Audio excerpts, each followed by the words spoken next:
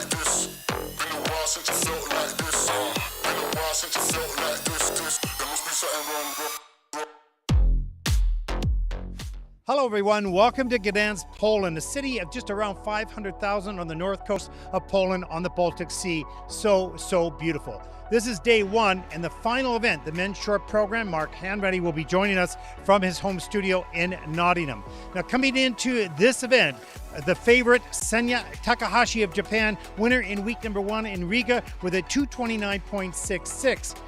And also the men's junior world champion from last season, Minkyu Seo from Korea, winner in Ostrava week number two with a 224.78. It'll be ever so close indeed. But a special alert to some wonderful program skaters, Mateusz Lenfor from Finland and Anthony Paradis of Canada. 25 entries from 23 nations. Men's short program begins right now.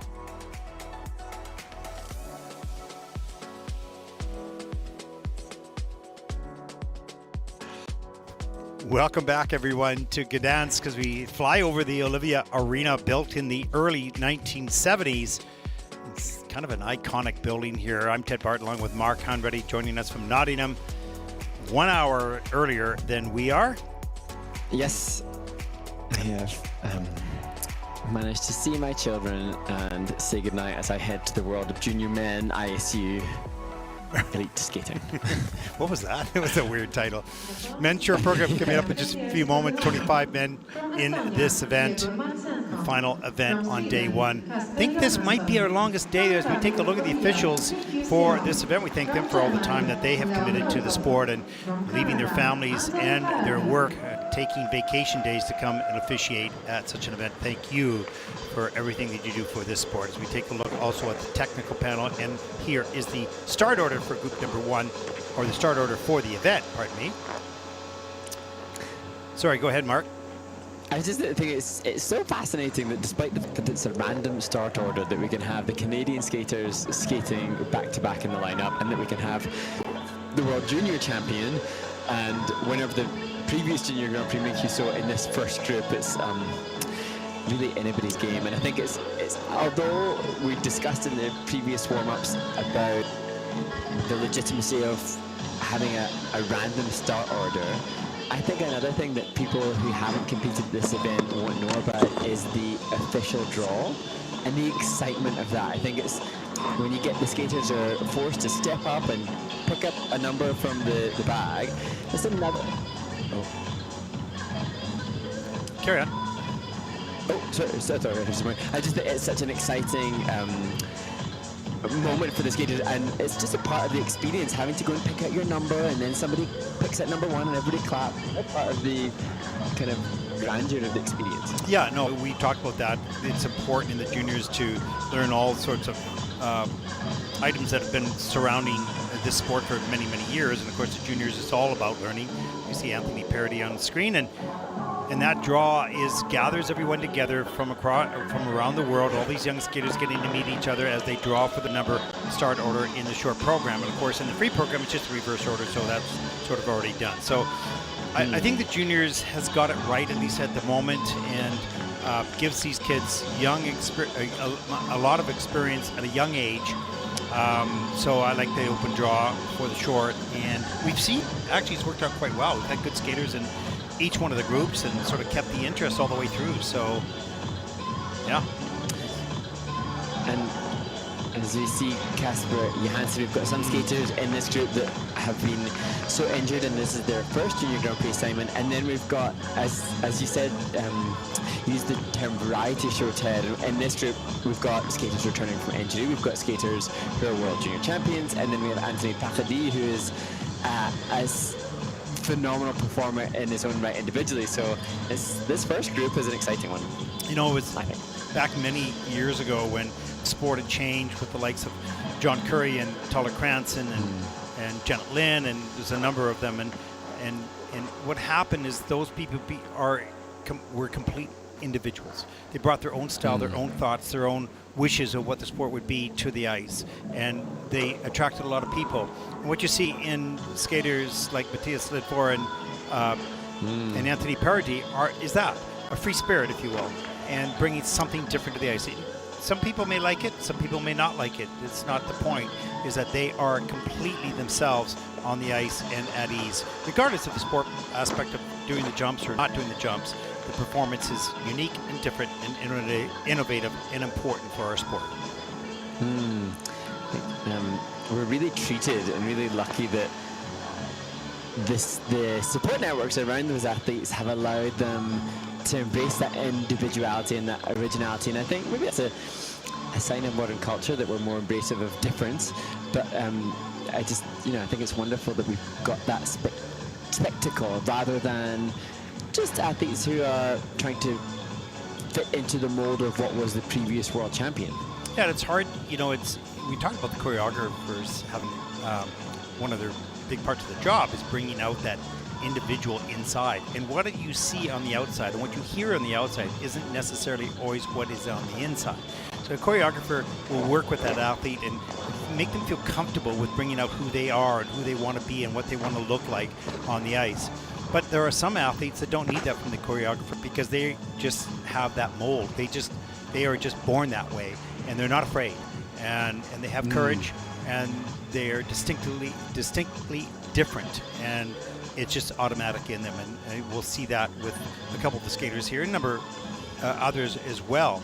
At the same time, a lot of these athletes are trying to win, right? So that it has to conform to the technical aspect of the program and PCs as well. As we take a look at Anthony as he's moving around the ice, and that's what makes the sport really interesting, is the excellence of sport and the innovation of art, and that's what has always made the sport interesting to watch. And it's interesting when you reference that about the conformity to the system, because then you have the athletes that, like you mentioned John Curry already, who was very vocal in biographies or autobiographies that I've read about that Olympic champion, whereby they recognized that for what they're excited about, their medium of art, to gain bigger traction on a bigger stage, they had to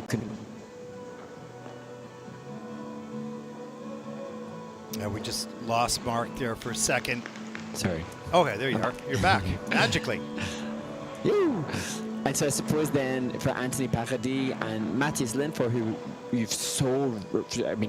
couldn't have really more entertaining, enigmatic performers than those two in this event. Their challenge is now obviously being mindful of the need to compete in a discipline, which is somebody like Aelia Malinen, who can do squillions of quadruple jumps in one event. And so they will have to be mindful of that to give their own capabilities more platform. You need to build two mountains and eventually have them equal. And that is not easy. And we get started in the men's short program here on day number 1, our longest day, 12 hours and 15 minutes. I think tomorrow is nicely short by 12 hours and 5 minutes. So, that's good. We love it. Here we go. Take it away, Mark. And starting the men's short program on stop number 5 of this season's ISU Junior Grand Prix, Yegor Martsenko, born in Tallinn and representing Estonia. And he skates to Keeping Me Alive by Jonathan Roy.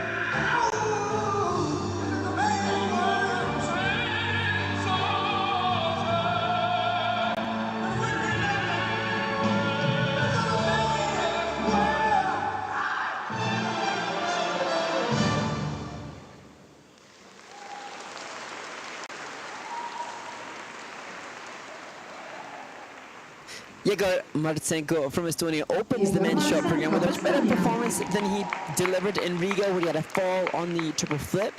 The technical panel will just check the rotation on the opening triple-triple, but nevertheless, another example in this event of a skater stepping up from event to event. Yeah, I loved his sort of passion of performance, and he wasn't afraid. He knew what this piece of music meant to him and what it does to sort of motivate him, and you can see that in his choreography. There's the triple Lutz, and I don't know how he got around that triple toe loop, but he made that work. As we come around for the triple flip, there it is. Gets that done, a little bit of an lean, but he made it work. The triple toe loop on the combination was an under rotation, as I see that now in the system. He worked well with the edges here and his upper body, and you could hear sort of the angst of the music. You could see it in some of his choreography. Beautiful double axel right there. And I mean, everything's different. When you have a clean skate, the skater feels so much more comfortable and confident. But the landing position on the flip and the axle just showcase a real quality of alignment. And he's got a good bench work, framework of body awareness and basic skating skills to then be allowed to deviate from that and showcase some of that musical intensity that track, which was the most interesting, unique combination of vocals. That was really cool. I'd like to ask him about that. That was awesome. Yes. He has a season's best of 49.05. He'll beat that by quite a bit, I think, and his personal best is 55.58. So I think overall he should be pretty pleased with his scores. This was a strong performance. And as you mentioned, I really liked the music mix. It was awesome, and it sort of made you think. And then when you saw him really turn it on, particularly in the steps, you could see that he feels the music. And as I said to you, Ted, when I see Yegor's social media, which is also often a reflection of what a young adult wants to put out into the world, he has a really cool, quirky and contemporary style in his photographs, and so this music gave him a little chance to showcase that side of him too. So he is art on all sides of his life. Let's take a look at the short programs for Yegor Martsenko from Estonia. He's laid down what I think is a really good program for him. It's a 55.34. That is a season's best by quite a bit. He's the first skater out in this event, sort of calculating that, hoping for more. This is his new season's best. A przed Państwem reprezentant Szwecji. On the ice representing Sweden, Casper Johansson. Now to Casper Johansson, who represents Sweden, a skater who, as I mentioned in the warm-up, has been injured, hence participating in the later Junior Grand Prix this week in Ljubljana. But his coach Victoria explained that he's only been back fully training for 2 weeks and will do his best. That's not long.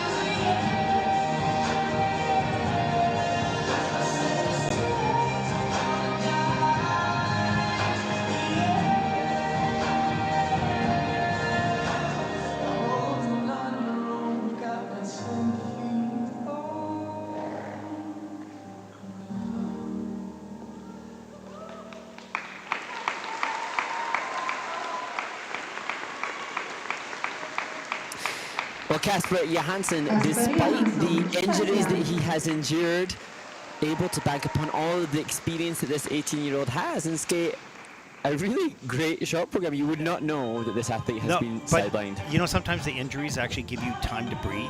And although they shorten it, this is a short program, it's not the free program, but it shortens your preparation time. You have a little bit more time off, and there's a little bit more passion and love to be back into the fold. And you can see that freedom here in his skating as he carries this into the nice triple flip, great lift, beautiful soft knees, and riding that back outside edge on the landing, double axel across. He's going to want to get that tripled, you know, pretty soon. Not yet, because he's just come off an injury, but he has great flow across the ice as we see him preparing here for the triple Lutz. Nice reloads, good flow in between the two jumps. Gets the triple toe loop done. Boy, what a great short program in 2 weeks. Yeah, and not only that, but also his longtime coach Regina Jensen has recently retired, I understand, this summer. So working with other coaches, but within a family, Victoria Helgeson, one of the coaches alongside Alexei Fetisov and Joshi Nero. So a lineage of education continues, but lots of changes for Casper. Yeah, well, he looks in a good spot at this point of the season, even just with 2 weeks of training. Give him some confidence moving forward. Now, the free program might be a little bit more challenging. The conditioning may not be there if he's just come off an injury. We'll see that, of course, on Saturday. But what a great start here. His personal best is 65.71. He may not reach that score here, but it should be pretty good.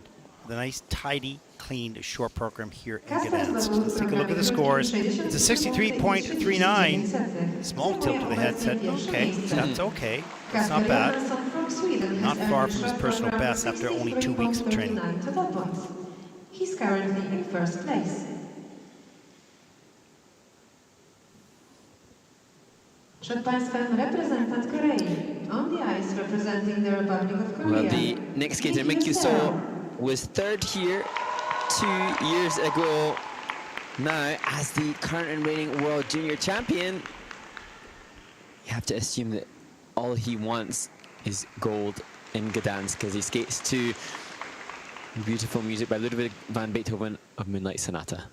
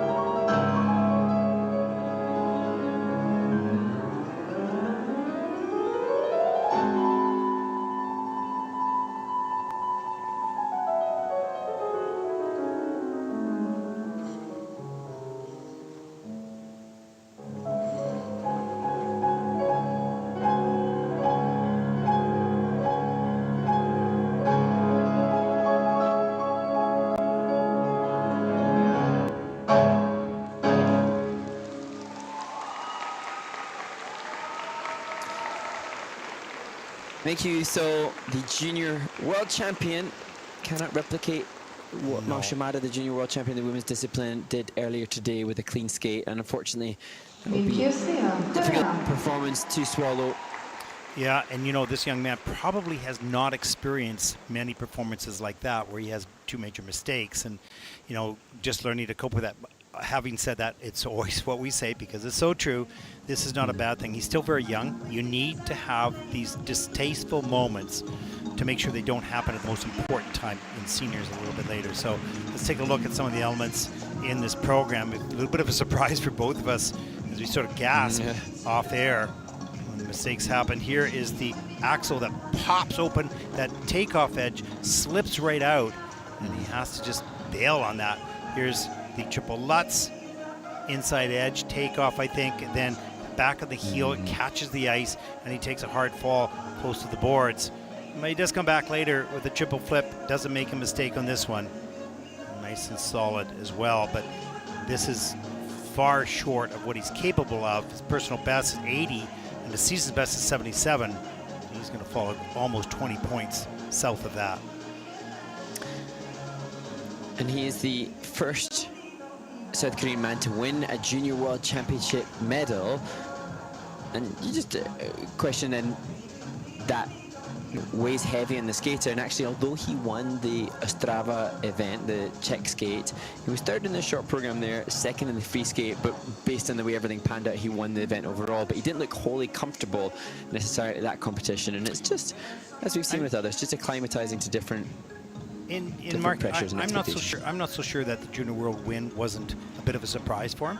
Yeah. And so maybe sometimes those things happen before you kind of expect them to happen, and then how do you handle that and deal with that in the next year coming up? And he might be in that transition. He's just 15 years old, as well. How do I be the world champion again? And how, you know, like there's all those questions you ask yourself internally. You may not communicate them as he gets a little consolation, a little consoling from his team leader and coach, and the kiss and cry. I think it's such The scores, please. a relative point. We just can't comprehend, you know, successes are brilliant, but successes change the dynamics and the landscape of the future. They can be costly. 57.18, that'll put Minkyu currently into second place. And when I mean costly, at the moment they're costly, but they'll pay dividends later on in life. This is not the end of the career. This is only the beginning. It's just the start of these, for many of these athletes, to carry through to seniors. So, lessons to be learned. Here we go. And now to the 15-year-old from Berlin, Leon Rojkov, who will skate to the St. James Infirmary Blues.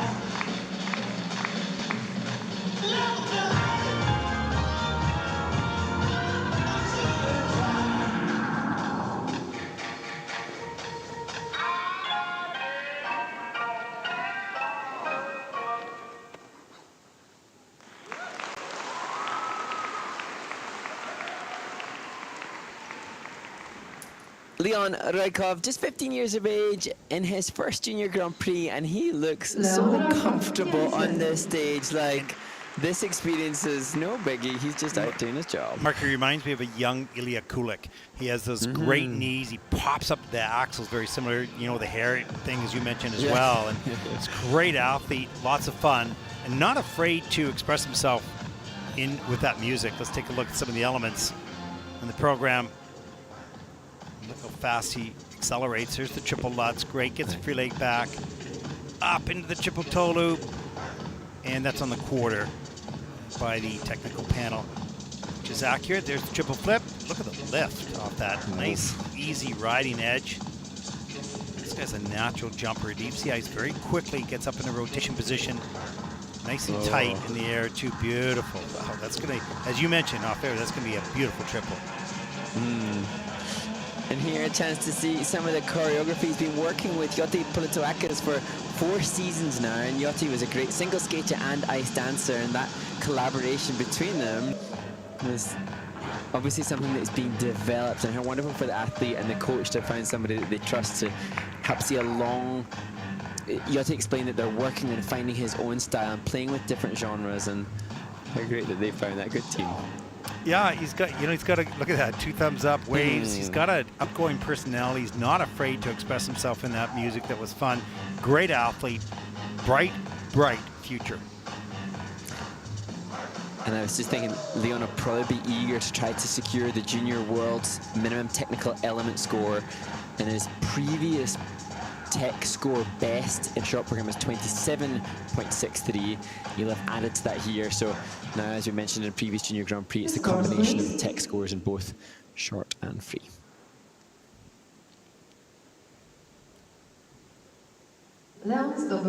Short program score for Leon, 54.63. That is 4th in the free program, in the short program, pardon me. Getting ahead of myself here. As we take a look at the first 4 skaters on the leaderboard. All pretty good. Next to skate, representing Canada, Paradis. Well, the consummate performer Anthony Paradis takes to the start position for his schizophrenic themed short program.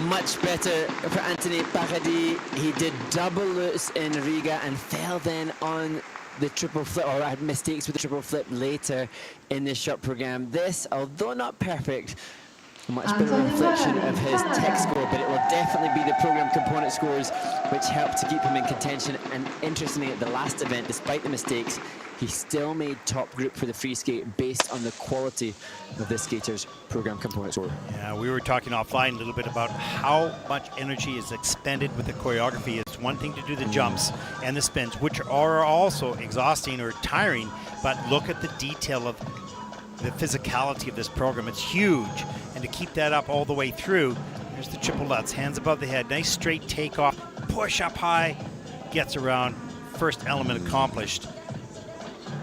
And as we see a little bit later, here's the double axel, gets the nice momentum. Look at this entrance, this back, and this was pulled around the corner a little bit too much. Upper body got a little bit ahead, but he keeps on his feet, so that's good. And then this move right in here. So cool. Oh yeah, it's so amazing. And right into the camel spin. It's a great, difficult entrance. It's like, I think we touched on the speed of Malshimada perhaps previously. The difficult entry has a potential for a bullet point to enhance degree of execution as we see this Bielmann variation. That difficult entry needs like 3 bullet points. It's insanely complex.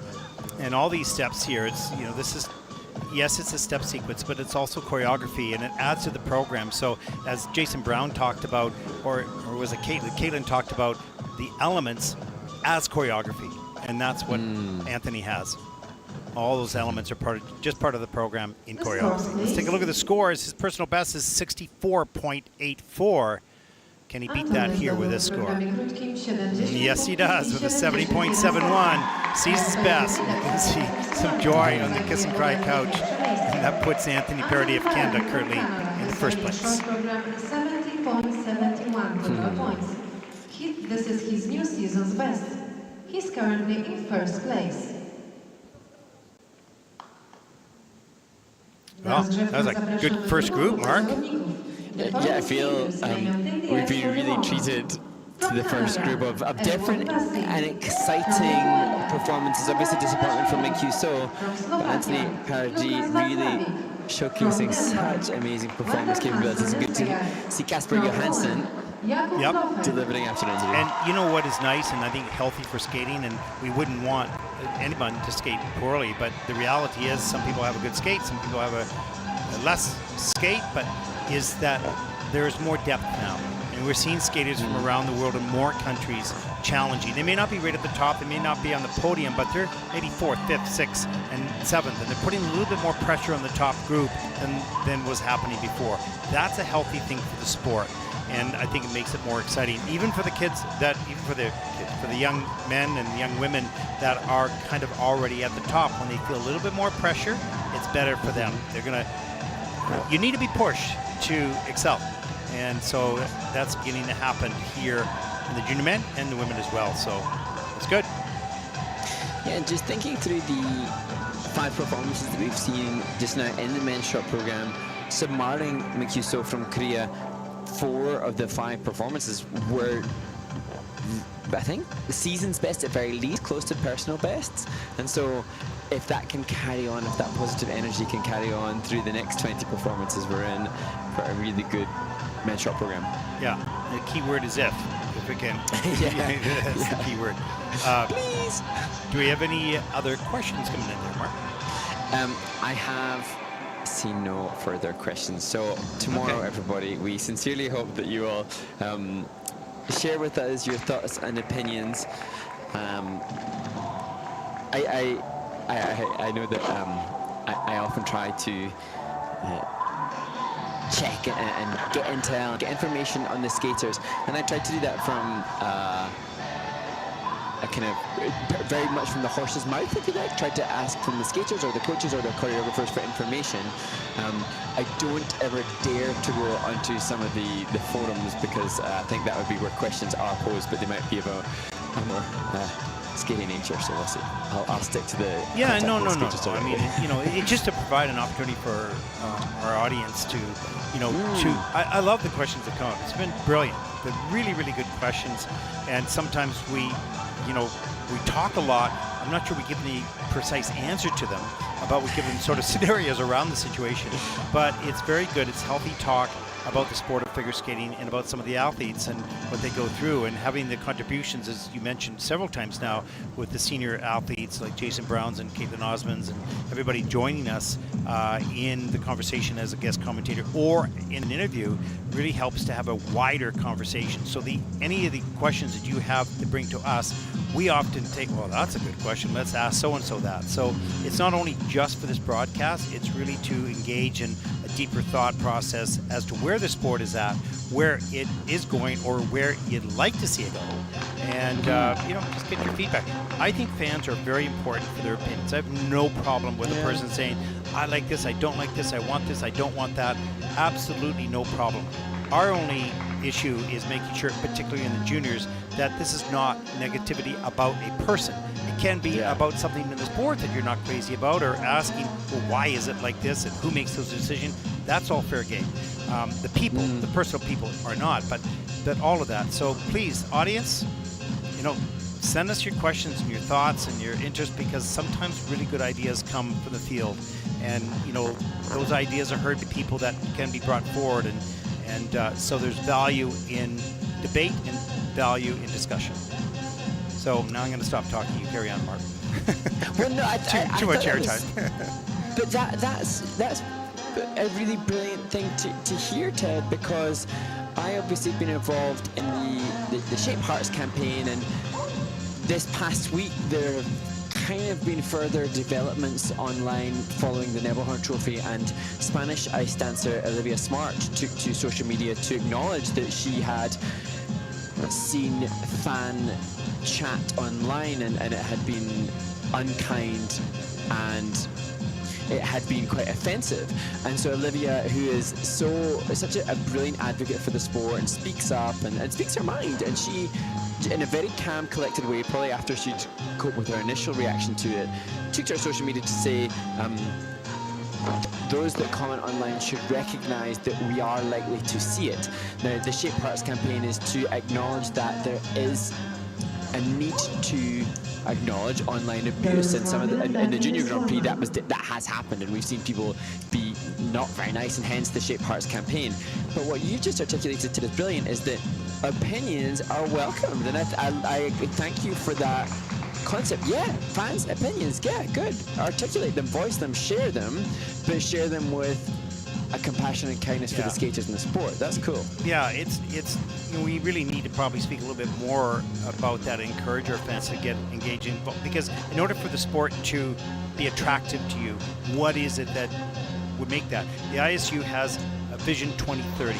They have some really good ideas, but some ideas that are yet unprocessed, we'll put it that way. So getting what would bring you to the building? What information could you have at the building about the scoring or about the event that you don't have now that you would like to have? What would you like to have at home? How would you like to have? Those things are important, because we can talk all we want from our position in the committees and make the decisions of that. Oh, we think we should do this, we think we should do that. Hey, look, if it's for the fans, let's hear from the fans. So I think that's a really good idea. And again, I think, I'm glad we brought this up, because, we've said some things, and we're not anti-fan at all. We love the fans. Yeah. We want to hear from them. That's why we keep asking you to send stuff. So, Okay, here we go. We'll stop rambling. Let's get going. Back to work. Well, opening this next group, the 2022-2023 season Canadian Junior Champion, Edward Vasii, a skater who's had almost 6 months off, has had a knee surgery and a long rehab. So wonderful to see Edward back on the ice and competing in his second ever Junior Grand Prix.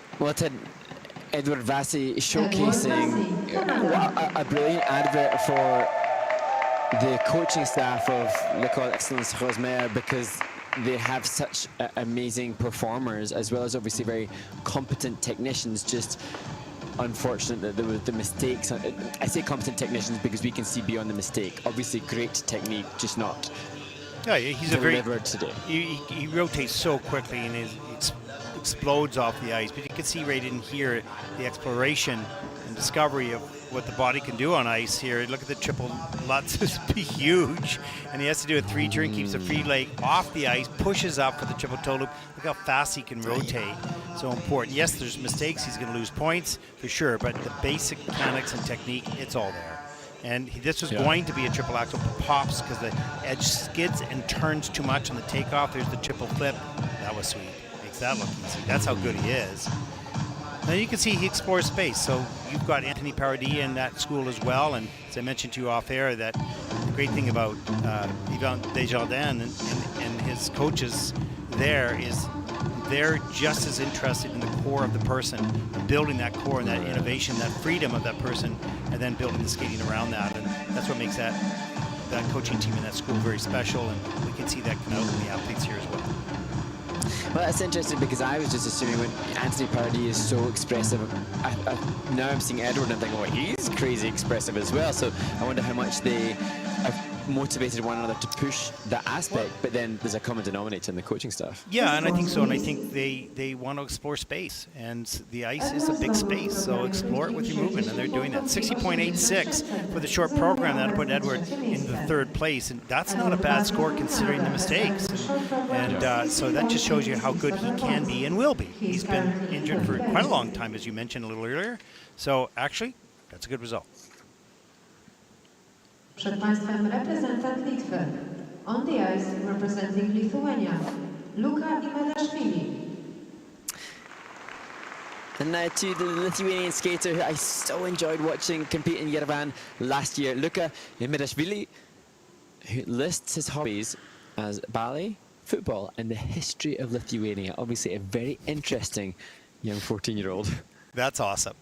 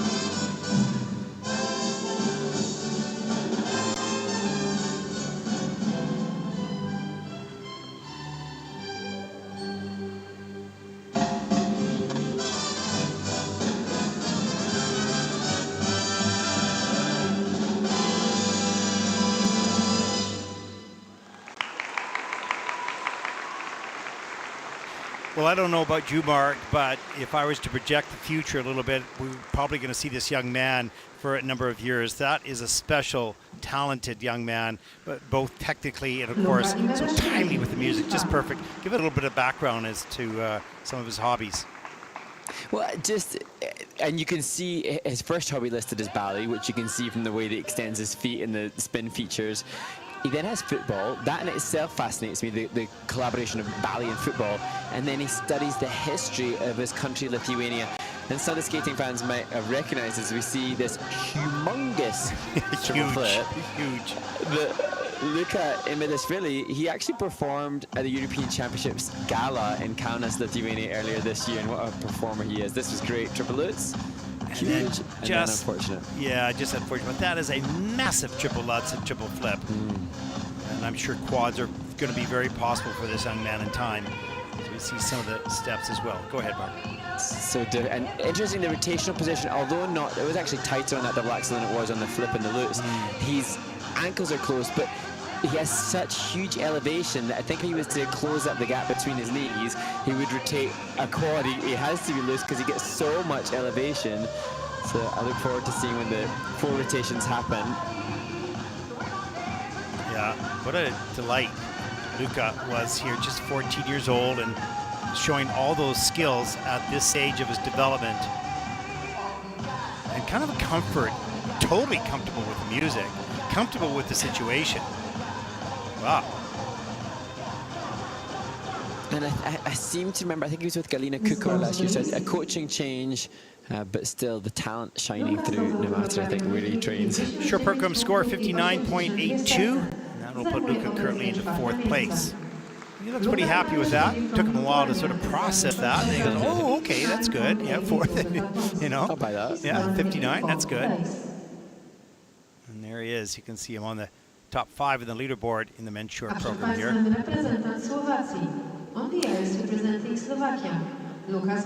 now to the 17-year-old Slovakian Lukas Vaclavik. And the short program, some music from the film Knowing with Nicolas Cage, and the intention with this, as described by coach and choreographer Sergei Rozanov, was to showcase improved skating skills.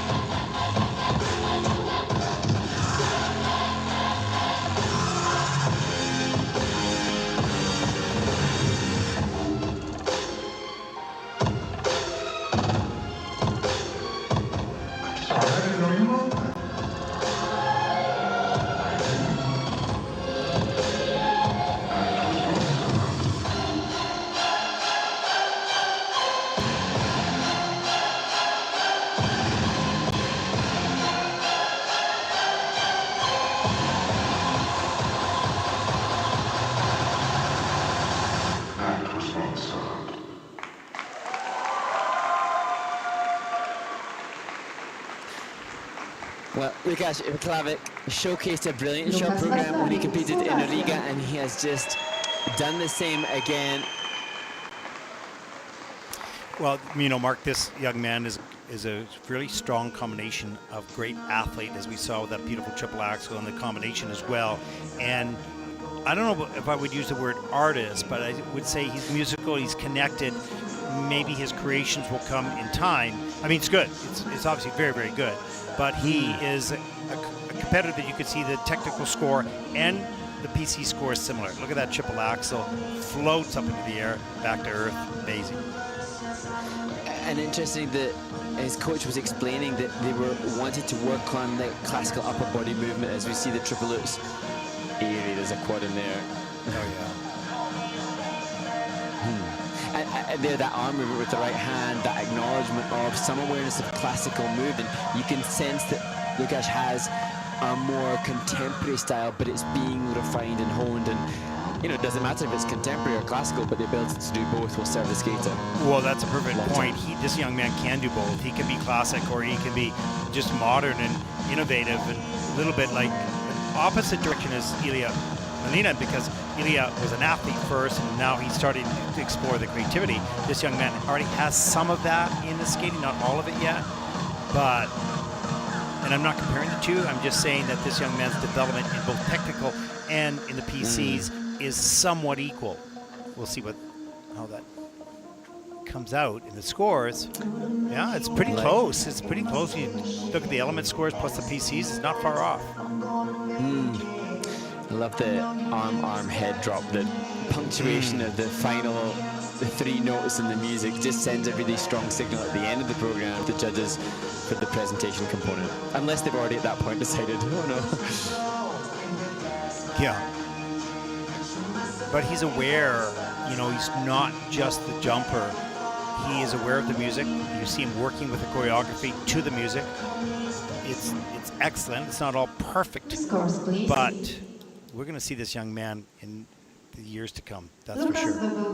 With 72 points, then he takes over first place, and there's a perfect example of the skill he has. And he's at 38 for technical elements and 33 for PCs, so got some work in the PCs to do. We've talked about that a little bit, but he's demonstrating the quality of his skills both in PCs and technical. Wendell Hansson-Ostergaard. I think that's the first mother skater combination that we're seeing at this event. Wendell Hansson-Ostergaard takes to the ice, and he will skate to Natural by Imagine Dragons, and another skater who pushes the creative boundaries.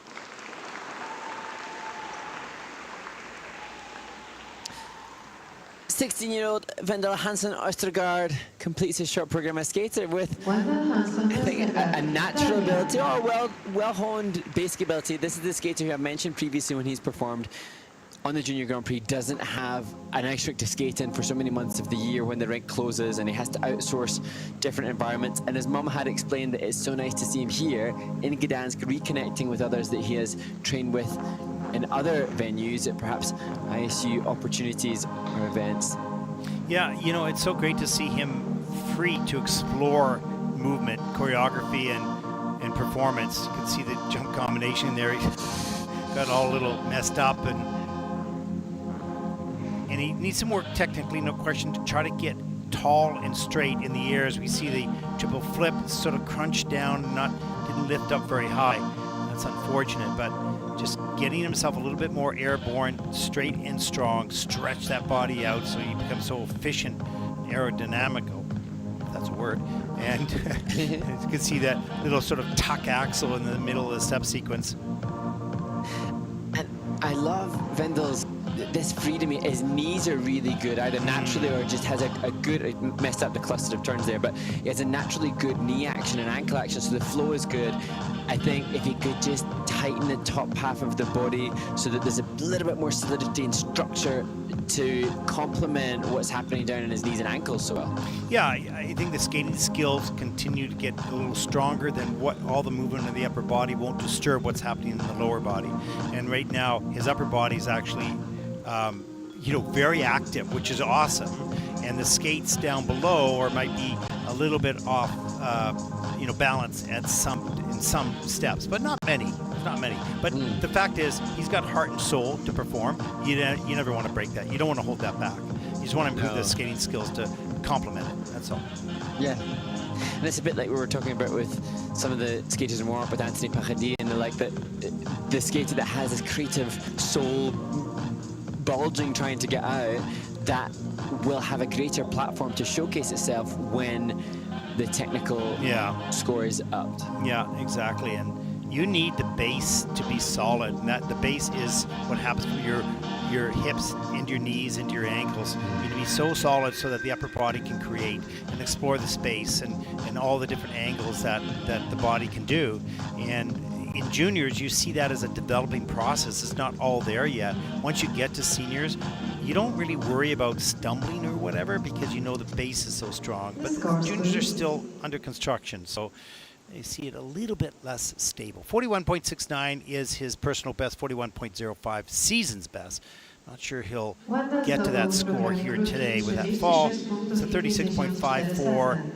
Wendell's in ninth place, a little disappointed. You've got lots of abilities and skills. You're a work in progress, but the key word is progress. Maybe not today you feel that way, but it takes time. On the ice representing Poland. And wonderful to hear in this arena the support for Jakub Lofek, and more support now, perhaps as some people have finished work, than earlier in the women's event to support the Polish competitors in that competition. But Jakub Lofek is so glad to be here. This will be his last Junior Grand Prix ever, and wants to depart this series in style. Ain't no sunshine when she's gone. It's not warm when she's away. Ain't no sunshine when she's gone, and she's always gone too long. Anytime she goes away, wonder this time where she's gone. Wonder if she's gonna stay.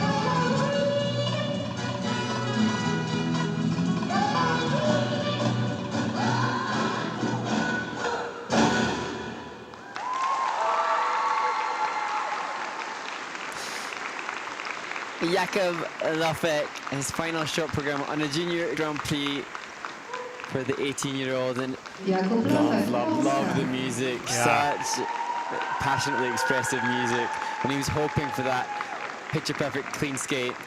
Now he's got the free skate in which to make that happen. Yeah, he had a great takeoff of that triple axel. Not enough height on it, but it was beautiful flowing off the edge, and you know, he's just hoping to get that. I didn't see it in practice. I saw it the same way that we just saw it in the short program. But technically on the takeoff, it's really good. Let's take a look. I think it's the first element coming up right here. Let's slow this down. Good back edge, arms and free leg snap up into the air, but not high enough. It doesn't get all the way around, and the free leg didn't unravel, so it has to take the fall. And the triple lutz here. Height up at the triple toe loop, hangs on barely, gets it done. Triple flip a little bit later, a little bit too far forward on that landing. So all in all, not too bad. The triple actually would have loved to have that. And I think Jakub is a free skate skater. We've talked about the short program versus free skate. He seems to be able to elevate the game for the free, and I so hope and send our very best wishes to Jakub for a free skate to remember. He's mentioned that he has great memories from this rink, and it's obviously in his home country, so let's hope. Not that I want everybody to skate well, but I really hope that he, who has signified the importance of this final Junior Grand Prix appearance in his home country, will be a really special one. Mark, did you see 2 falls or just 1? They had that little fall after the triple flip, the transitional one. Yes. Sorry. Okay, I just saw it in the system. Yeah, what a nice picture. Memories. It's a really nice picture. Yeah. And I think that gives us an insight into what it means to them. You can see that that's not just in any competition picture. That's a let's make a memory of this event type picture. Yeah, exactly. Did a nice job with the kiss and cry here. It looks beautiful. Scores, please. Yeah.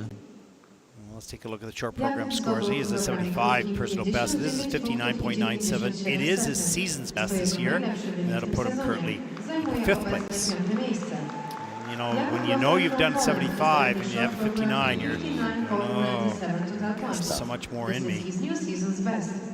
He's currently in 5th place. Okay, well that concludes group number 2 of 5. As we take a look at the standings so far. Mark, we're going to take a short break during the ice resurfacing. What videos do we have in the lineup? Definitely don't think you should go anywhere because it's a fascinating interview, well, 2 fascinating interviews. The first with Jakub Sanchez, the winner in Ankara last week, and then to the interview that Ted conducted with Tatiana Malinina and Roman Skorniakov, both successful skaters in their own right and their parents and coaches to the world champion. Enjoy. We'll be back right after this.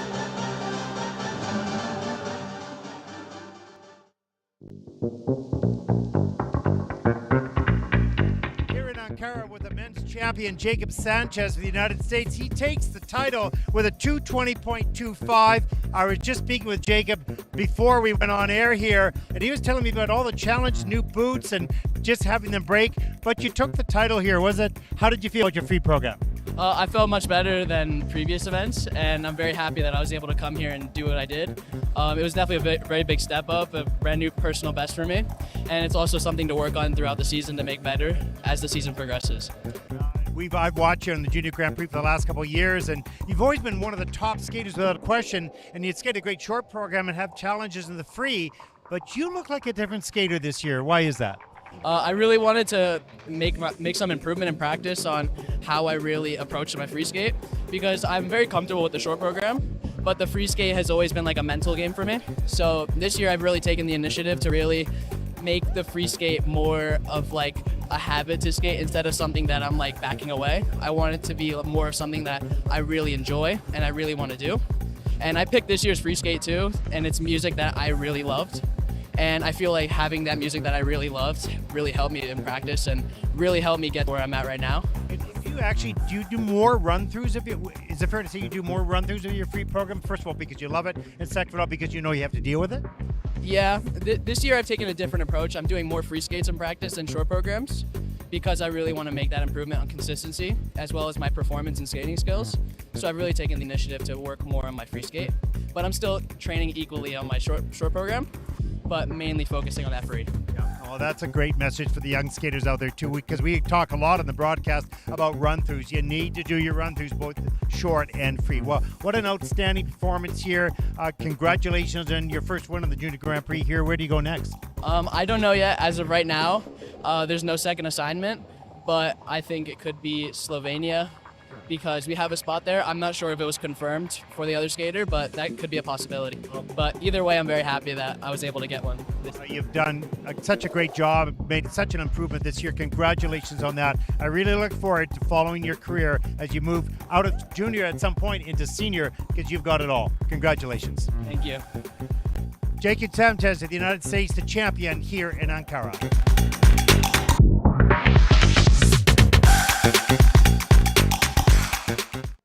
Welcome, everyone. I have the great pleasure of speaking with Tatiana Melodina and Roman Skoniakov. Now, for our viewers, just a bit of background on these two. Other than being the mom and dad of the current men's world champion, Aelia Melina, you have both had a successful life in figure skating. Tatiana, you were born in 1973, 8th in Nagano Olympics, 4th at the World Championships, and gold medals in NHK Trophy and the ISU Four Continents and the ISU Grand Prix Final. Now, Roman, you were born in 1976, competing in 7 World Championships and 2 Olympic Games. How hard was it in knowing so much about the sport when you had your children? Did you think consciously, well, okay, we're at the rink, let's get them started in skating, or did they just want to go onto the ice? How did that all get started? Actually, we opposite. We was thinking when our son was born, we was thinking, oh no, we're not gonna do this anymore because takes so much time, dedications, a lot of sacrificing, so much hard work, and we thought maybe we want him to experience different life than we had. But this is kind of happened natural. We tried to wait until the last minute to not do that. Unfortunately, well, I don't know, maybe we was making mistakes, but we wait until like he was already like 6.5 when he constantly asked us, can he go on the ice? Can he go on the ice? And then finally we decide, okay, let's do that just for fun. Just like learn how to skate. Were you kind of hoping that he wouldn't go too much in the competitive skating? That's exactly right. I don't think we ever even thought about competing. Yes. We just, we on the rink. He's here. We was okay. Let's get the skates. Just let him skate out. And then sometimes we ask him, "You want to practice?" Like, no, I want to do it by myself. It's like, okay. So he just skate around by himself, and he's like, okay. And then it's kind of cute, small. So when did you kind of go, uh-oh, he's gonna be good and he's gonna like this? When did that happen? Again, like I always say that we never thought about like, oh, he's good or something. We would just he liked to like bring some music, play some music, and do some kind of programs, and we kind of watch that, and we support him. Yes. Yeah, we will kind of enjoy that. He just create his own programs, do his stuff. It was like, that's so cool, it's so cute. And it was like, okay, and then it was okay, we need to teach him this and that. He tried to learn different things, and so then it ended up into this. So. Somehow. What type of advice would you give to young parents who love their children unconditionally and want only the best for them in a very difficult sport? I don't mean just physically. It's a difficult sport mentally and psychologically and emotionally. I think it's all about the kids, of course. Like if the parents can introduce the kids to skating. If sometimes kids wants to learn that too, and if they want to, then I think parents need to be supportive of the child to if they want to do this skating, so they just have to be supportive. And for next, I think they have to be patient. That's the first thing that needs to be. In anything, you just have to be patient and wait, but at the same time, you have to work hard. This is very difficult sport, like you mentioned. So it takes so much work, dedication, sacrificing, a lot of things. And of course, support from parents, from coach, from other. And my advice would be patient, because sometimes the first time, second time, three times, whatever, 5 times, they was feeling like they failure. But your dedication and hard work, it will take you if you want to be there. So if you continue doing and trying over and over and over, that's what I keep telling to my students. Never give up, because give up, you can always give up. Like anytime you wanted to stop, you can stop.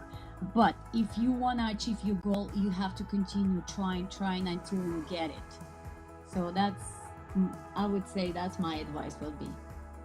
So you felt the anxiety as a parent watching your children compete, obviously. Tatiana, first to you, when you watch Aelia or your daughter skate, what are the feelings that go through your heart and your mind? In the beginning, I said, we didn't planning to do this professionally. We just was supporting him, like, because he likes to do this. So on the beginning, we was not really nervous. Yeah, I was just watching and like enjoyed what he can do. When he started doing this more professionally, I became more nervous, and I feel like as soon as I get nervous, he feel that. So I try to kind of step back. So I support him and I train him here on our rink, but I try to not travel because I feel like we have some strong connections. And as soon as I get nervous, he feel that. So maybe some of the parents I would make advice as well. Sometimes they make so much impact on the children's during the competition that's affect them a lot. So I think they need to trust more coaches to do that job and step back as a parent. But if they has a successful skate of the kids during the competition, they have to be so happy for them and like cheer for them and like support them. But if they for some reason didn't do that well in a competition, they need to support them as well and just like tell them this is just happening right now, it's gonna get much better, so you just wait. And like that's my advice will be. I remember some of the competition when he was younger, like a juvenile, like when he was 10. I remember that I would get really nervous, or it was kind of scary for me too. Like I always remember, like he goes through his first double lutz. Remember, I almost like passed out. Yes, it was hard. But then I guess you kind of get used to it a little bit. But now I'm just there to support him and try to do whatever he needs at that moment or at that place or the time. So I just trying to be there for him. I mean, what a perfect team that you are with your kids, and not only your own children, of course, but your other skaters as well. We very, very much appreciate you spending this time with us and helping maybe perhaps some of the parents who have skaters on the Junior Grand Prix or in the Grand Prix or just starting to compete. We thank you so much for your advice. And we wish you the very best, Aelia and the family, the very best this year coming up. So thank you so much for joining us here on the Junior Grand Prix. Thank you. Thank you.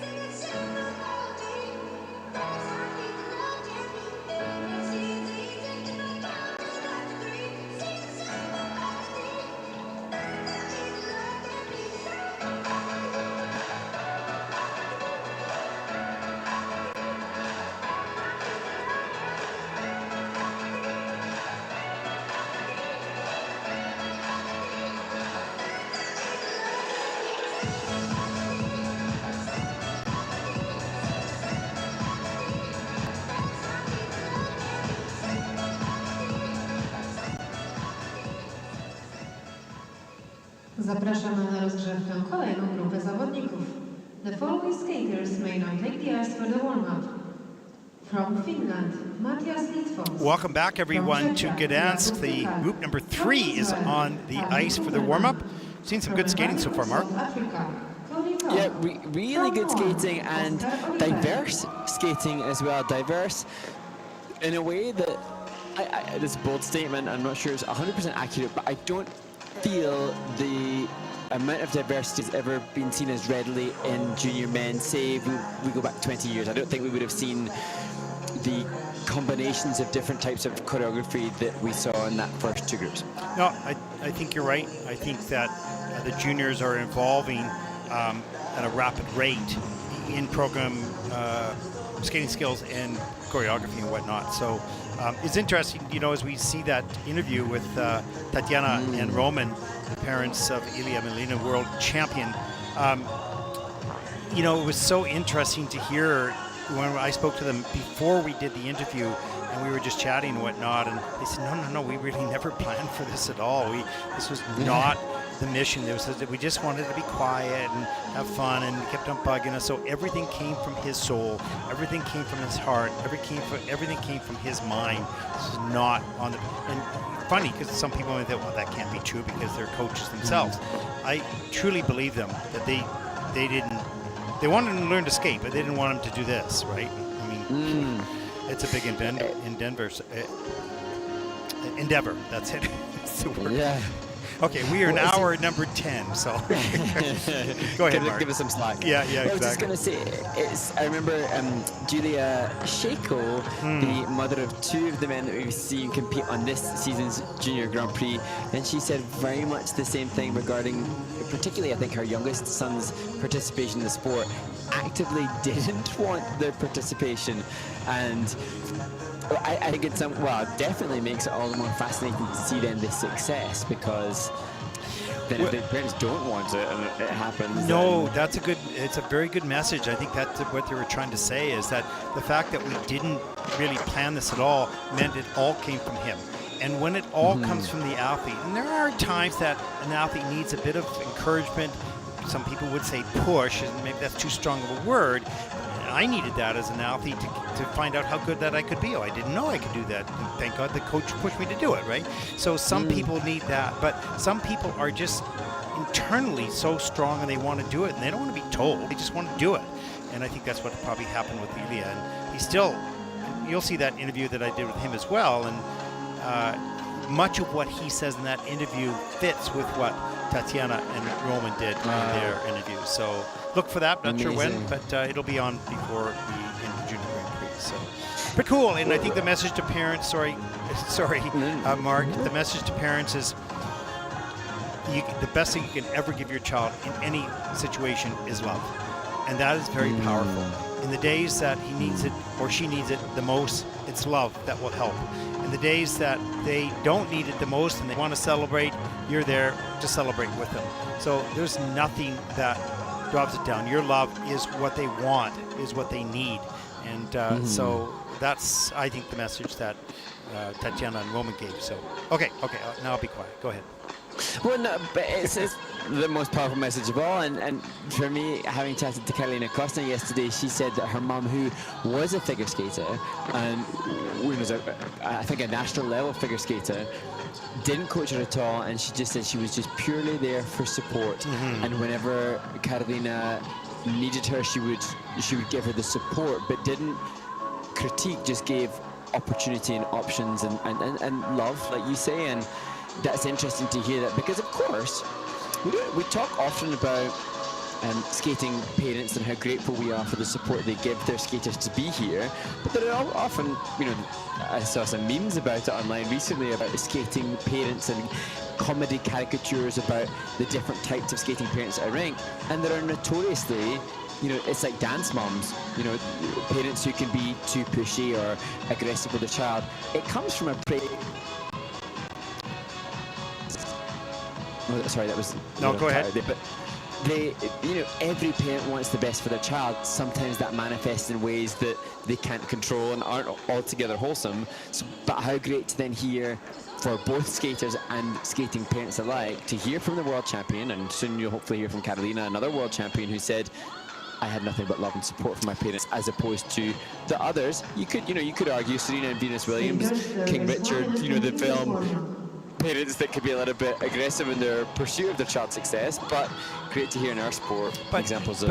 But you know what? I would argue that even from those parents that are maybe a little bit more assertive with their kids, it comes from the same spot, and that's just love.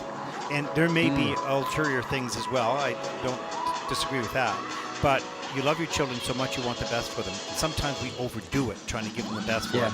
The best thing you can do is simply give them the love and let it come from their soul. Anyways, I think it's an interesting discussion, and certainly once again reaching out to the fans for their thoughts on all of that. And many of the fans that are probably watching this or listening to this are parents of skaters who are either on the Junior Grand Prix or hope to be on the Junior Grand Prix. So, really interested in your thoughts on that as well. And this is sort of an open forum or a podcast, if you will, in the middle of an event. So, but it's good to fill time with these type of discussions, and we really appreciate the time that Tatiana and Roman and Aelia have spent, and others, Carolina as well, as we'll hear from them a little bit later in the Junior Grand Prix. Here we go. We filled the time, that full 6 minutes mark. Group number 3 coming up. Boom. Drop. Mic drop. Okay. Yeah, 12-hour days ain't got nothing on it. Yeah, exactly. Or in our case, headset drop. Here we go. Now, to a skater who was everybody's must-watch moment, I think, in his previous Junior Grand Prix participation in Ostrava, a wonderful skater with wonderful choreography, hoping for technical score success, Matus Lenfor.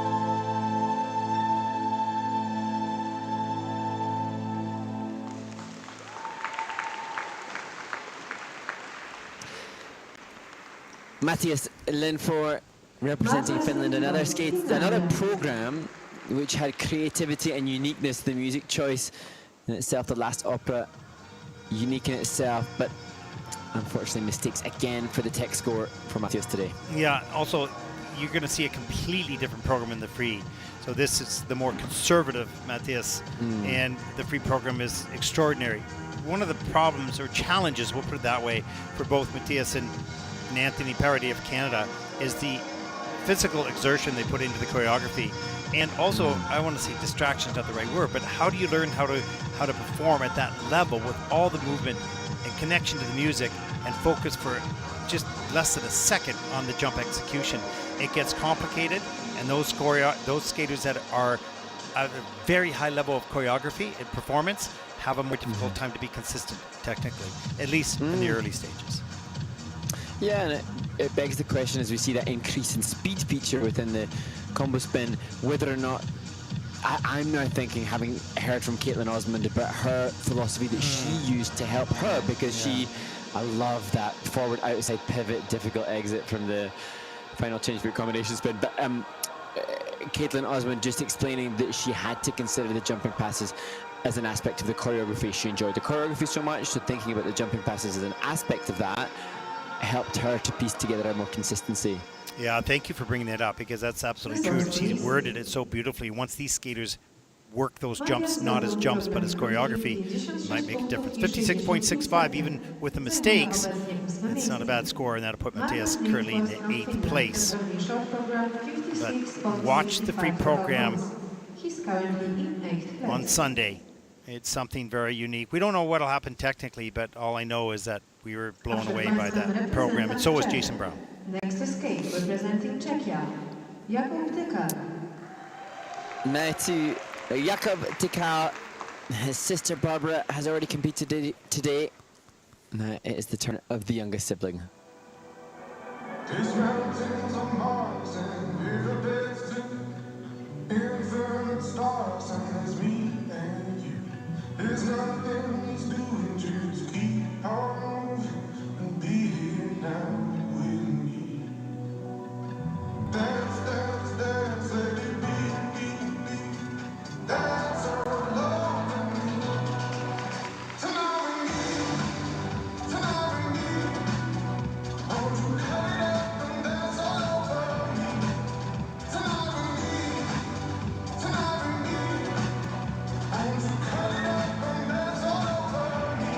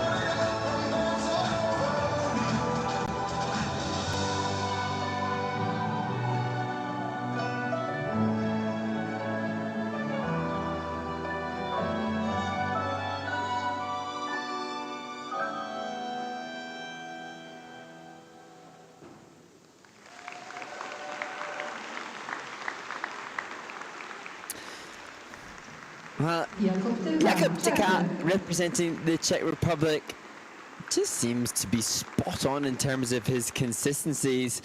It's interesting because his sister has more quality in the program component scores, but thus far this season has lacked consistency. If you could get a hybrid of the two siblings, then you'd have a really big score today. Oh, I like your description. He's spot on. Spot on. Here he is. Spot on. Let's see the spot on, the triple flip, spot on the landing. Nicely done. Good soft knees. And here's the triple toe loop. Hangs up and gets into the double toe loop. Didn't carry a lot of speed after the triple toe, but gets the double done. Double axel saves that landing a little bit. Some really good work. And you know, this is so exciting to see such young talent. We've seen a number of good skaters. This is very promising in this event. We've seen some unique programs, some good technical programs, some young skaters the age of 13 and 14 like Jakub is. And so it bodes very well for the sport's growth and variety, because these skaters are coming from a whole mess of different countries. It's not just North America or just one, you know, or two nations in Europe. It's a number of nations around the world, so that's really exciting. And as we see Jakub in the kiss and cry, it just makes you question, you know, for the parents who are here supporting both children, just to see the differences. I think his sister's 16, possibly 17. She obviously female, he male, and the different dynamics that they both face competition with.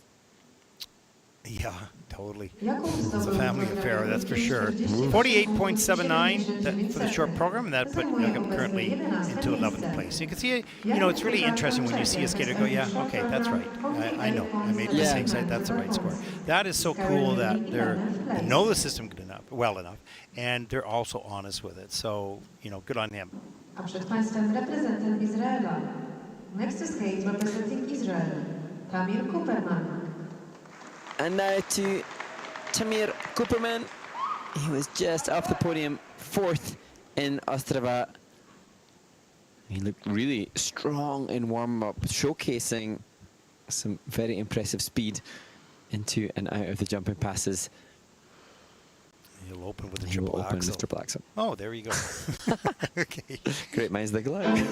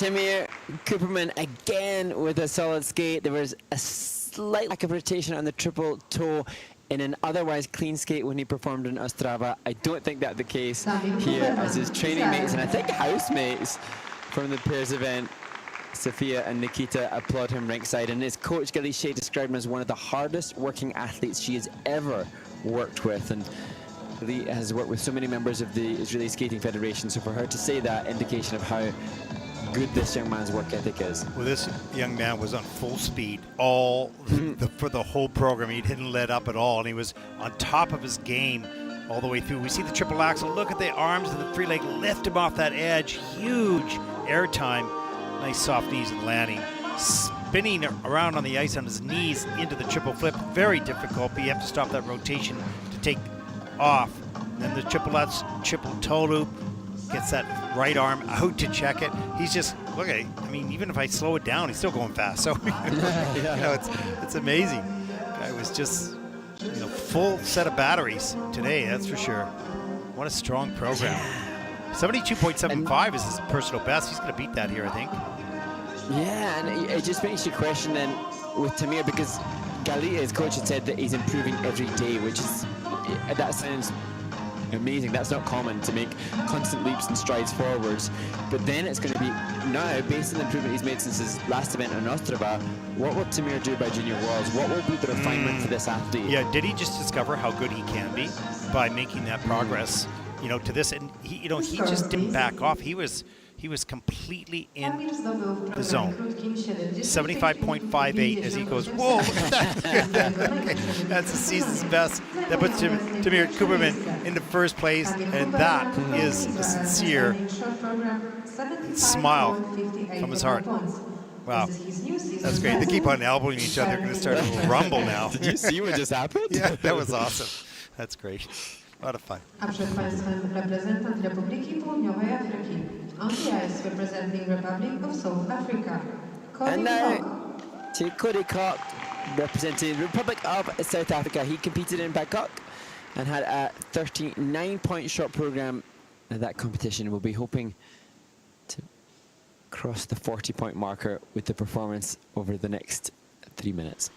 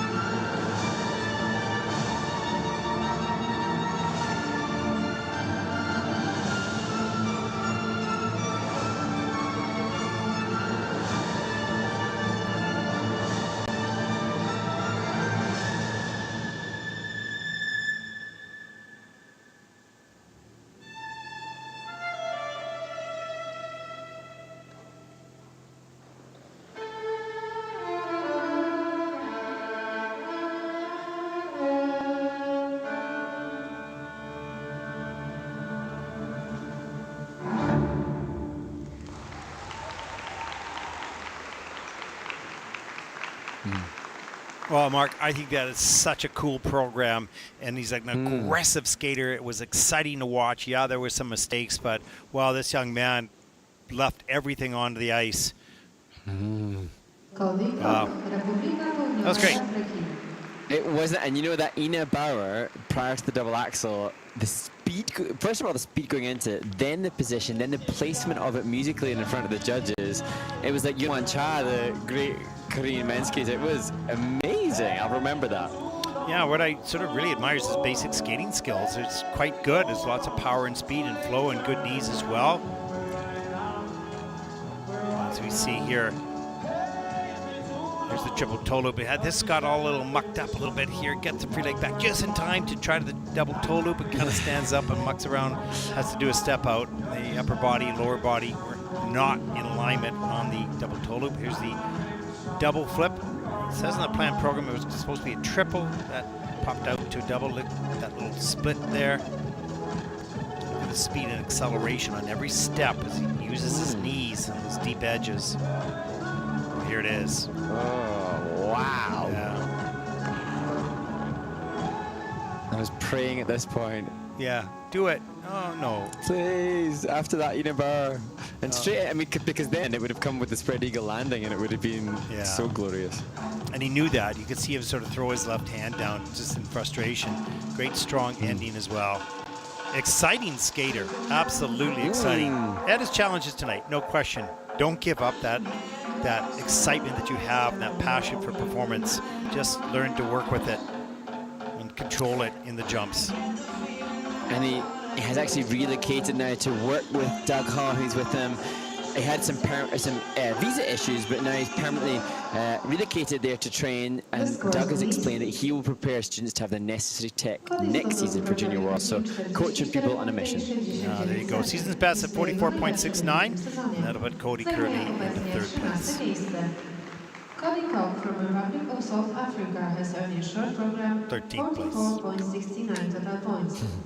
But he's a passionate skater. You can see it. He wears that all over his shoulders, and that's what makes him exciting. He just needs to learn to control it, and that'll come with experience. Next skate representing Poland, Oscar Oliver. And now to Oscar Oliver, who competed last week in Ankara. Back-to-back Junior Grand Prix assignments, which I think earlier today has proven successful for those who have had the same experience as Oscar. I think it's smart.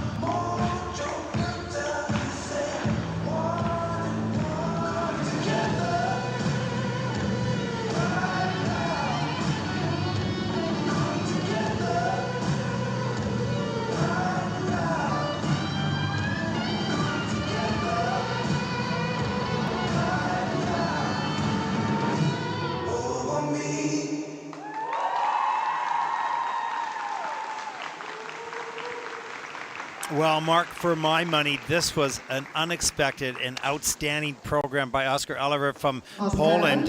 You know, I talked about the posture and the hands and all that kind of stuff last time that we saw him, but this was electrifying. He had a better posture, he was straighter, he was stronger, he's more committed to it. Of course, it helps when the elements are landed, and he did that beautifully as well. This is incredibly improved over the last Junior Grand Prix. Well done. Yeah, just another example of a skater learning from the competition experience of a week ago and channeling it. It seems like it was channeled into a kind of energetic drive to without the nerves that the first event can so often bring. Yeah, and no question, there's still lots of work to be done. That triple Lutz is nice and straight in the air, gets up into the double toe, and still work on the posture in the back, but it's much better than last week. You see here the double axel has good flow on the landing. You want to straighten those hands out a little bit, little details like that. There's the triple flip, gets the free leg back in time, and now he's just excited. He had a good jump passes, and now he lets himself rock a little bit more in the step sequence. And we're referencing obviously the fact that he competed last week as the motivation perhaps for this improvement, but the new coaching setup that he's got now, perhaps now that experience with his new coaching staff of Angelina Tarenko and Elisa has then paved the way then for the progress that has been made. And then it's at home, it's a home Junior Grand Prix, so that has to add, or appears certainly to have added to the energy. That's a great improvement. His personal best score is 50.04. He'll beat that right now with a 52.10 and a big smile. That's the season's best for Oscar. Now to put him in 12th place. Mission accomplished. 2 weeks back to back is such good learning because you don't have time to come down and go up. You've got to take whatever happened the first week and apply it to the second week. And he did. Well done. One punch. There we go.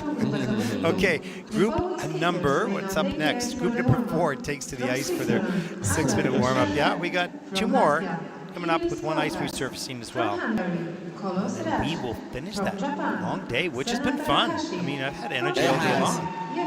Yeah, it really has. It's been great skating and also, you know, interesting skating, and I think we're really fortunate to be able to discuss perhaps some concepts and some ideas about what happens on and off the ice pertaining to the sport, and hopefully we do that in a respectful way that people appreciate. But I think one of my takeaways, not just from what took place on the ice, but what you said, Ted, during the last warm-up, whereby we as a sport and as a little voice of the sport are really interested to hear the opinions of all, both on the ice, rinkside as coaches, and fans, and even, you know, anybody that has an interest in the sport, because it's taking and hearing all the voices that will pave the way for the development from. And I think one of the problems is we've spoken about, I should rephrase that, one of the situations is that we've spoken about the negative voices. We want to hear from not just the negative voices, we want to hear ideas. We want to hear what your thoughts are, who your favorite skaters are, what you like, what you don't understand about the sport, what you don't understand. We did the basics of skating, and that's really simple stuff in regards to the takeoffs, to how to recognize that. But for those of you out there that don't know a lot about the sport, what else would you like to know? And this will help guide us in the content that we create, not only this year, but moving forward next year as well. So we need your feedback as to how, not we as Mark and I, but how we as the ISU is doing, and what else can be done. Some of these ideas may not be possible. There's such a busy schedule. I just can't imagine the staff of the ISU and all the things they have to do. We're just one sport. We're not synchronized skating. We're not short track and long track and all the things that the organization has to handle. But they've done a wonderful job in their social media and trying to reach out to the audience and provide new ideas and new projects. So getting feedback from you as to what might help you as a fan love the sport more, follow a little bit more, and buy a ticket perhaps and go into the rink if it comes to your town will be very, very helpful. So we appreciate your thought on that, and hopefully over the next 2.5 weeks, get some of your ideas and some of your thoughts. It's like a customer satisfaction survey. Like, what do you think Yeah, of the commentators? Rate them out of 10. let's No. not call it that, but 2 out of 10. usually that, okay, you can man the lines, right? So, no, exactly. So, just your ideas, so important. Okay, what else you got, Mark? Having the opportunity. Do you know what I've got? I've got the fact that I have just seen Kels Kakat applaud somebody else on warm-up, and now that ties into what I heard from one of the other coaches whose son was competing this event, just saying how nice it was to see the skaters connect. And I think I'd love to see when a skater will applaud another skater, a competitor on the ice. And you'd spoken about how you'd helped somebody in a figure patch. I remember you telling us about that story. I think it shows such maturity when a young athlete, particularly on the junior circuit, can applaud a competitor, and I think also that serves to fuel them, as opposed to the skater that has an insecurity that feels that they can't celebrate the success of another. Yeah, no, that was a great story. That was from Don Jackson back in the 60s. Don Jackson. Yeah. Helping a fellow competitor with his loops were offline, and he told him about that. He said, "Oh, well, thanks, Don." Of course, that he goes and beats Don in the figure competition of the World Championships, but that was okay. He said, "It's fine. We're all friends." And these young men here, it's a real, the camaraderie here on the ice, both in practice sessions and in competition, is really strong, particularly in the juniors. Maybe there's less at stake, perhaps, and that's, it's not television and the big dollars and all that kind of stuff in the seniors at World Championship, but it's it's a happy, for the most part, a very happy and healthy environment here on the junior circuit. An interesting one, I think. Maybe as a sweeping generalization, the camaraderie is more evident in the men's event. I see it quite often in pairs. When I've been in a rink where pairs train, there's some camaraderie between the pairs as well. But if I think over the history of our sport in the men's competition, the Battle of the Brilliance in the 1988 Olympics was still built on a friendship and a respect between those competitors.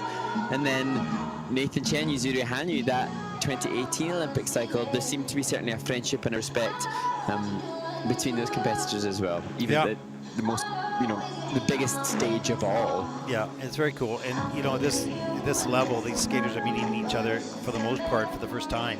They don't do seminars together. They're from all over the world. I mean, not all of them, some of them do, but so you're getting to meet people from Japan and China and France and Germany and England, all those countries you don't do seminars at. So they build a friendship and they compete against each other, and they bring those forward in life, and you never know where it takes you. You may end up working together in a different company, and who knows? All I know is these experiences add to the value of life. Well, it's interesting then you mentioned it with the skaters, because we'll see Tal McCrae, the British skater, and his coach, Michael Salazar, actually was posting on social media saying how nice it was to see Florent Amodio again as a coach. So he competed against him, they shared a friendship, and now a decade or so later they're sharing this new life experience, still within the confines of ice skating, but a different aspect of it, and then sharing it. Yeah, we were talking a little earlier about sort of the new life in skating in Europe right now, and I think that fresh breath of air is coming from a new generation of coaches who just recently, be 10 or 15 years ago, retired and are now teaching the next generation. And so it's camaraderie behind the boards and camaraderie on the ice. Only good for the sport. Okay, here we go. Group number 4. And now opening this group, Swiss skater Aelia Chervet, a skater who has had an injury that lasted 6 months from late March, a stress fracture in his hip, kept fighting to try to resume training, but each time he returned to the ice, the injury flared up. Now, finally able to train without pain.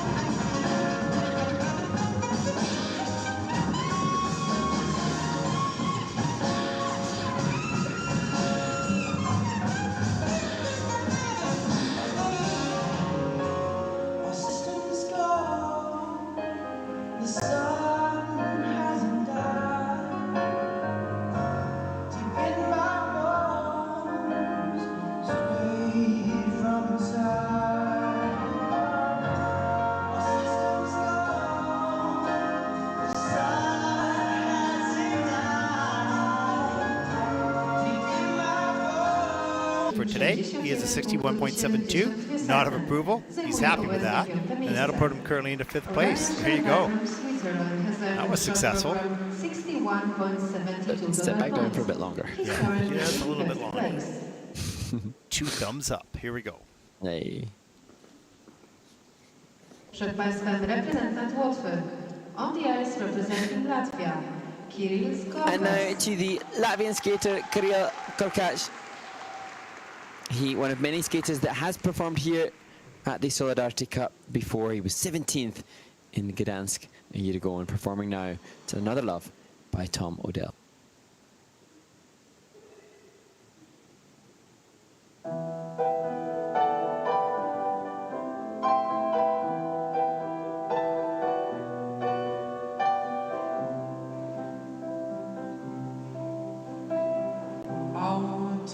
Solace, you know I care, but it's so cold and I don't know where. I brought you daffodils and pretty string, but they won't flower like the flowers spring.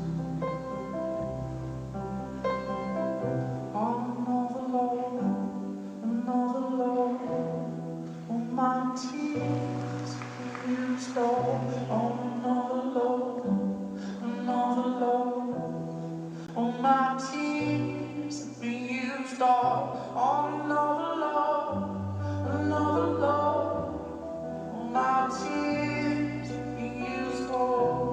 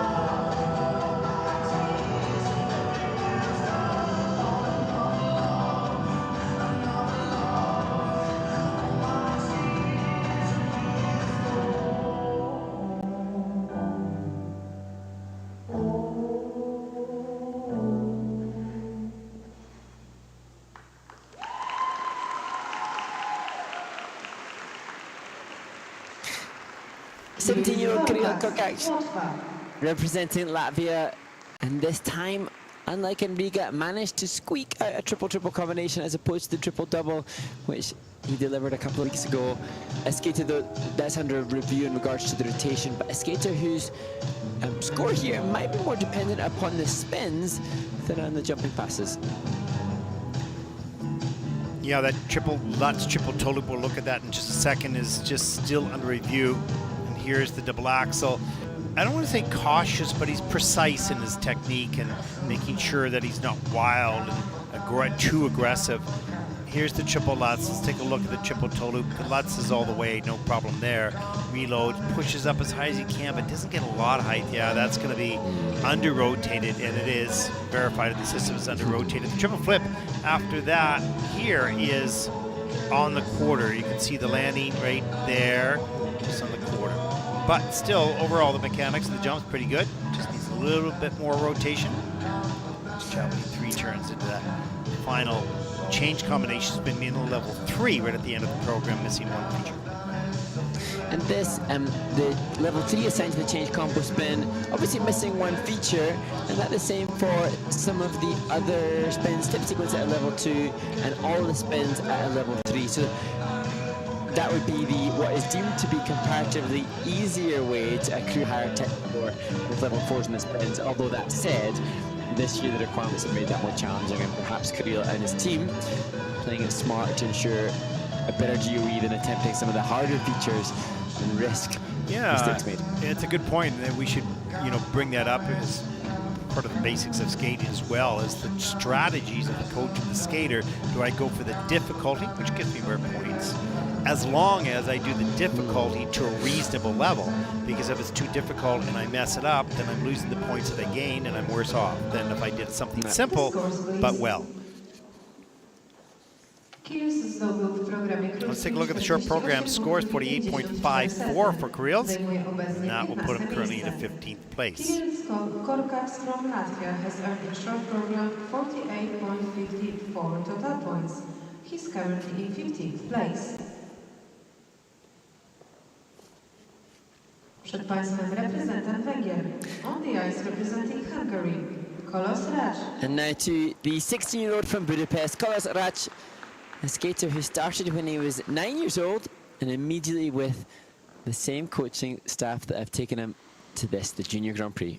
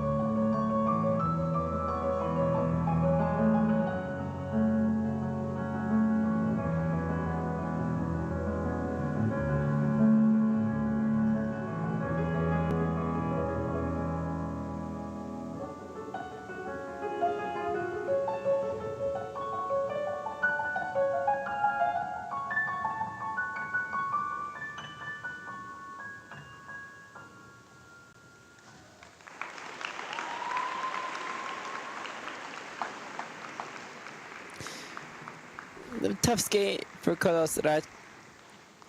Yeah. Delicate music. I liked his music, but yeah, no, so did I. The 7 elements and 6 are under review, so there's lots of details that the technical panel is going to want to go through. And he had some really rough takeoffs. You'll see that on that axle, that waxle, that edge just takes off away from his body core. We'll take a look at some of these elements. It's going to take a while for the technical panel to dissect some of the program, or some of the elements anyways. That was me missing the takeoff, and you see really tough. Now he's already behind the music and has to try to catch up. So let's take a look at this. Here's the double flip. That's okay. Well, it's okay. He's a little bit on a lean on the landing, right into the camel spin, loses the center right there, regains it, and you want to stretch that free leg a little bit more, turn the toe out, and here is that axle. You can see that takeoff edge just got away from him, and he just couldn't get in the air into the rotation position, so he has to just sort of abort the whole thing. It's a nightmare feeling. Yeah, it is. And it's such a surprise at times. The blade just catches an edge, it takes off to the left, and your body's going to the right. Not a good sign. Step sequence is in a level 2. You can see his disappointment at the end. He just didn't have control over the body, and it's when you really, this is where my heart goes out to the skaters. You know, at this stage of development, he's 16 years old, when you feel like, okay, I had no control over any limb out there for that program, and that's so frustrating because you go, why does that happen? Because in practice I have control, not a problem. But sometimes it's those experiences that you realize that sport's really unpredictable still, and it's still a sharp knife on the bottom of my skates or on the bottom of my shoes, and I don't really control that as much as I'd like to. So there's some discovery of things to be a little bit more sensitive about, and give yourself a break, and you know, keep patient. And I suppose with Carlos, who explained started at 9 years old, a little bit older, if his parents are watching, you know, nobody can quite quantify or describe what Carlos may have felt with that lack of body awareness when adrenaline and pressure are pervading and invading your body, because you know that looked a little bit like, especially in the opening jump combo, that discombobulated feel of limbs to core, because your adrenaline's coursing at 100 miles an hour. Yeah, and you know, his head is a little low right now. Why? Because he knows he can do these things, and he doesn't know why. He doesn't know why at the moment. Why did I lose so much control? But that's just another experience. Negative one, not a happy one. It's another experience you need to have. 28.20 for Kolos, and that will put him currently in 18th place. Much better skater than what he showed today, but a painful lesson. But it will garner benefits down the road. That doesn't make you feel any better today, that's for sure. Przed Państwem reprezentant Japonii. Next to skate representing Japan, Sena Takahashi. And now to the winner of the first stop on this season's Junior Grand Prix, Sena Takahashi. He's currently lying third in the rankings of the Junior Grand Prix this year, but with one event in hand and hoping to replicate the brilliance of the Greatest Showman short program in Riga.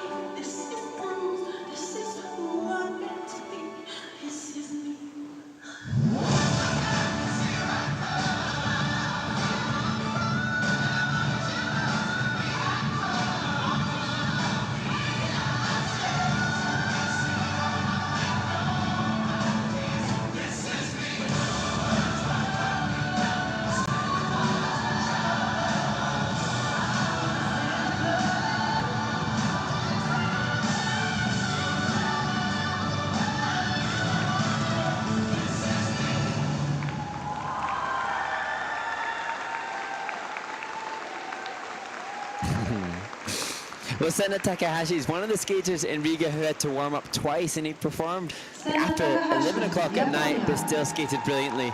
This time, fortunately, didn't have to deal with or contend with that, but did have perhaps the pressure and expectation of the great skate that he had when he competed in Riga, posting over 81 points. I think he has done it again. Well, that last move right at the end where he throws his arms up into the air, that's just pure joy. It's not only choreographed, but it's felt after a clean program. It's so beautifully done as we take a look at the triple axel. Watch off, runs off the edge, gets off the ice very quickly and good height. Soft knees on that landing, carries that speed, which is a positive GOE. The quality of these elements are adding points to the base value of difficulty. There's the triple S triple toe, and that comes in with a 1.28, so 11.38 points for that one element. As we take a look at the triple flip. Wow. Quality is just out of this world there, Mark. That's cool. The ease in which Sena Takahashi nails the landings, the back outside edge, the way in which he commands the blade from toe pick to running edge, just looks so very comfortable. Having seen other skaters that are obviously contending with nerves, Sena Takahashi, I'm sure, has them. He looks more wobbly in the finish position than he did on any of the Yeah, jumps. That's true. Because he was filled with joy. So, yeah, that was awesome.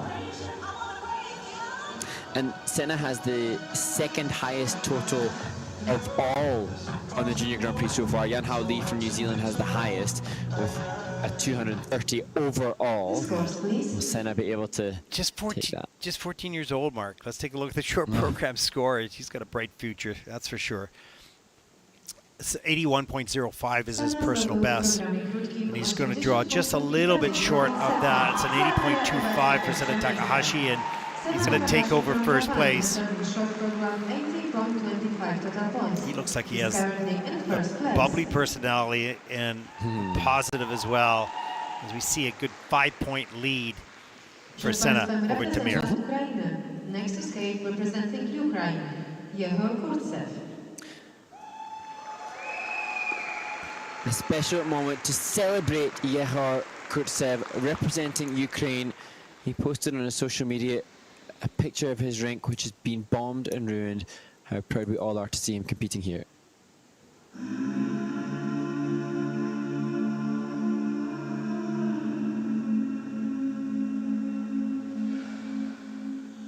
You hold the line. Every one of them is giving up and giving in down in this house of mine. Nothing ever comes without consequence and cost. Tell me, will the stars align? What have step in will the steps from a sin will it? Is this house of mine? Stand strong.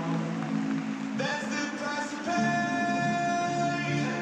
Leave behind your heart and cast away.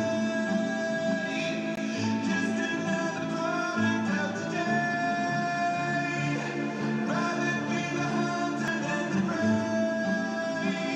And stand on the edge, face up, 'cause you're a natural. I feel it out.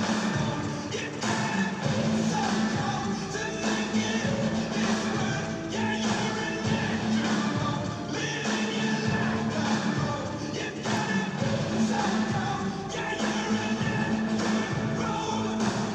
The sun, let's see the light in the dark trees shine with what's happening. Look through the glass, find the wrong within the past, knowing we are the key. Caught into the waste out of world without the peace, facing a bit of the truth. The truth. That's the price to pay. Leave behind your heart and pass away. Just another product of today. Rather be the hunter than the prey. And stand on the edge, face up, 'cause you're a natural. I feel it out. You gotta be so strong to think it is worth. Yeah, you're a natural. Living your life alone. You gotta be so strong. Yeah, you're a natural. Deep inside me, I'm faded black, I'm fading. Took an oath back, the blood in my head won't break it. I can taste it, the end is upon us, I swear, gonna make it. I got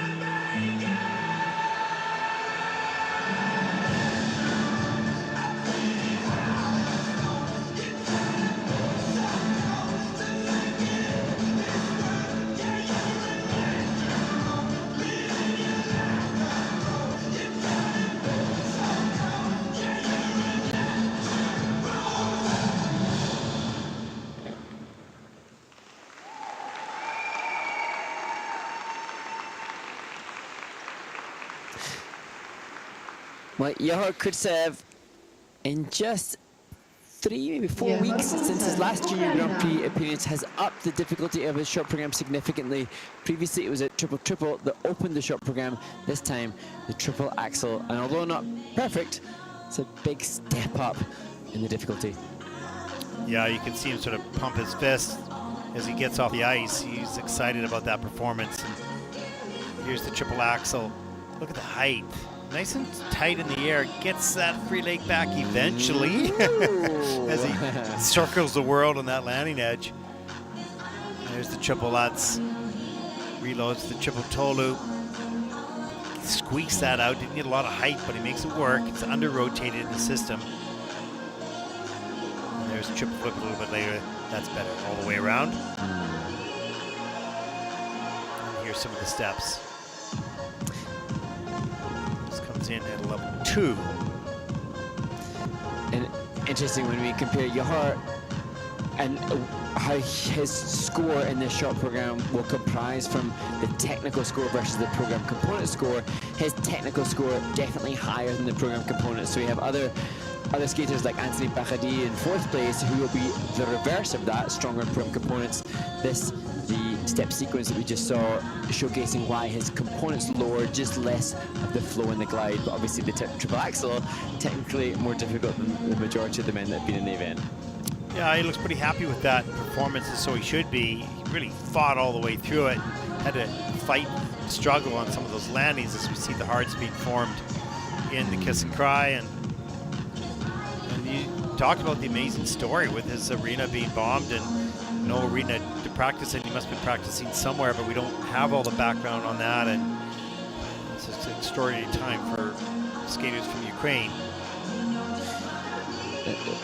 It's just unbelievable that they have the strength and the bravery to go out and skate and perform. Nothing but respect for their ability to show what they can do. They have to move forward in some fashion, and this is perhaps a comfortable way. It's close to normal as possible in a upside-down world.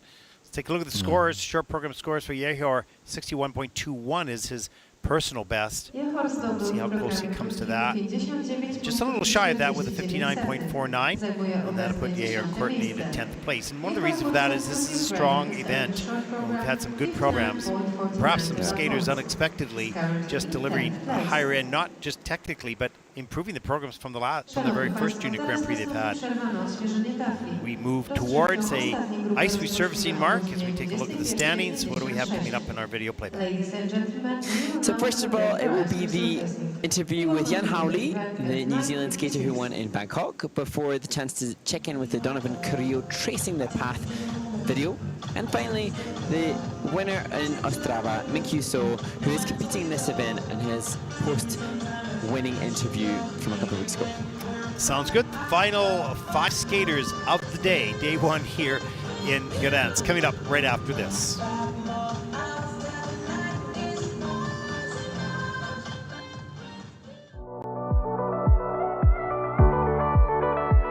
Here in Bangkok, Thailand, with the men's champion, the very first skater from New Zealand to ever win a Junior Grand Prix title. So congratulations, Jan Hao Lee. Absolutely outstanding. How do you feel right now? I feel very excited. Happy to meet all my friends here, and the experience here was very, very worth it. Well, your short program was absolutely picture perfect. This was an amazing, and it's one of my must-see moments, the short program, of course. But going into the free program, did you feel a little bit more pressure having to skate last? Yes, I really hate skating last, so this is quite nervous to me. But I think I was able to handle the pressure and skate a satisfactory performance. Well, skating last, the free program means you're sitting first after the short, so it can't be that bad. But it's one of the things, the experiences that you need to learn. Now, back in New Zealand, do you feel that this is going to help young skaters, be proud of what you have accomplished here and maybe get more people involved in the sport? Yes, this is definitely an inspiration to all the skaters in New Zealand. And currently you have a lot of upcoming skaters. So I feel like this could be a way to inspire them to improve and aim for higher. Now tell me a little bit about your coach, Pascal, because she's done such an amazing job over the years, and she's guided you all the way along. Tell me what's special about her. I've been with Bess since 2017, so I've been training with her like ever since, and she has done a lot for me. And yeah, I think all the experiences, all the results here can't be done without my coach. It's fantastic work that you've both done together. Is there anything you would like to say to your folks back home, or to your friends back home, or to your fellow skaters back home? Thank you to all the spectators. Thank you to my family, my coach. Thank you to like all the people back in New Zealand. It was really great having you guys support me along the way. Thank you. The very first champion on the Junior Grand Prix from New Zealand, Yan Hao Lee. What an outstanding skater he is.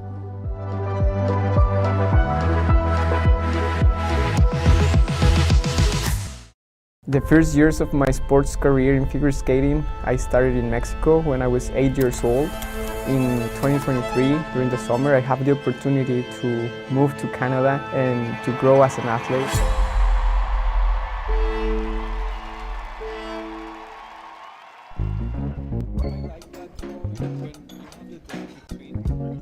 Hello everyone, I'm Donovan Carrillo, Mexican figure skater. This morning I picked some eggs and tomato with potatoes.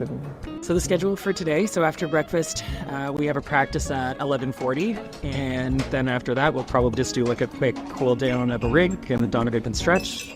I came downstairs to have breakfast, but I forgot my key inside my room. This happens very often, honestly. It's like a routine, basically. Hi again, can you help me with one room key? I forgot mine inside. I'm usually, honestly, when we travel together to competitions, I sometimes feel like the parent organizing him and keeping him on track, keeping him organized. He likes to lose stuff all the time and forget things, lose his hotel keys. It's very, very standard for him. At Four Continents in Shanghai, I had 7 keys. 7 room keys, because I always have to ask for another one. So now it's just time to wait for the coach to come downstairs, meet us, and then go to the rink.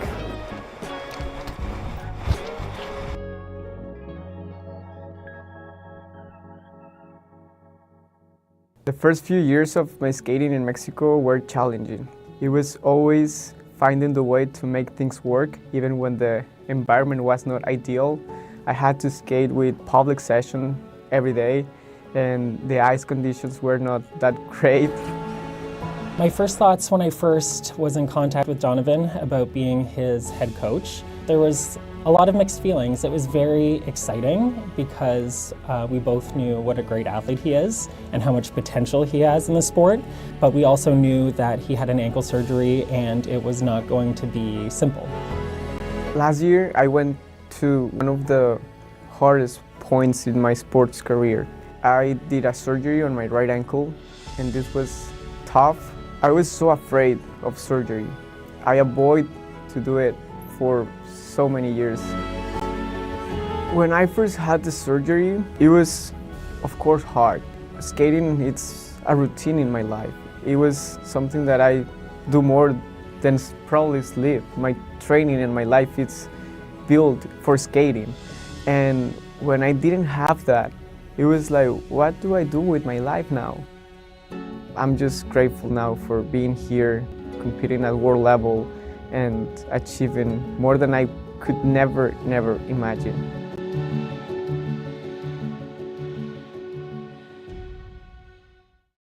This week I got to meet Donovan's family, his mom, dad, and oldest sister. They don't really speak a lot of English, and I speak 0 Spanish, so it's a little bit complicated. It was really special for me. I feel like in some ways when Donovan moved to Toronto, I almost took on the parental role. I think every coach aspires to have, that meaningful connections. Muy feliz, muy contento, orgulloso del desempeño que tiene y lo más importante, que siga amando a su nación, a México. Gracias, Jonathan. Gracias, Donovan.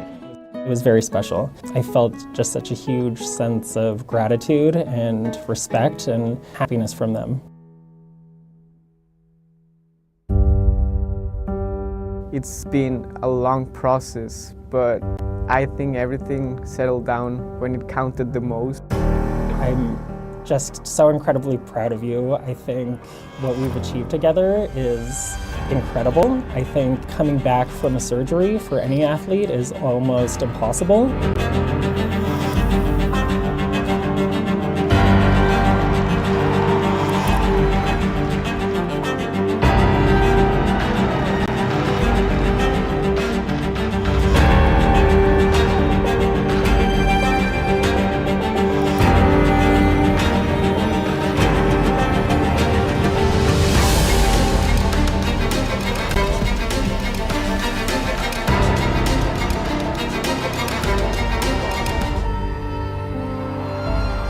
For young skaters in my country, sometimes we're just afraid of trying, and I want to invite you to try. And I'm pretty sure that many people are lost and they don't find their passions because they don't try.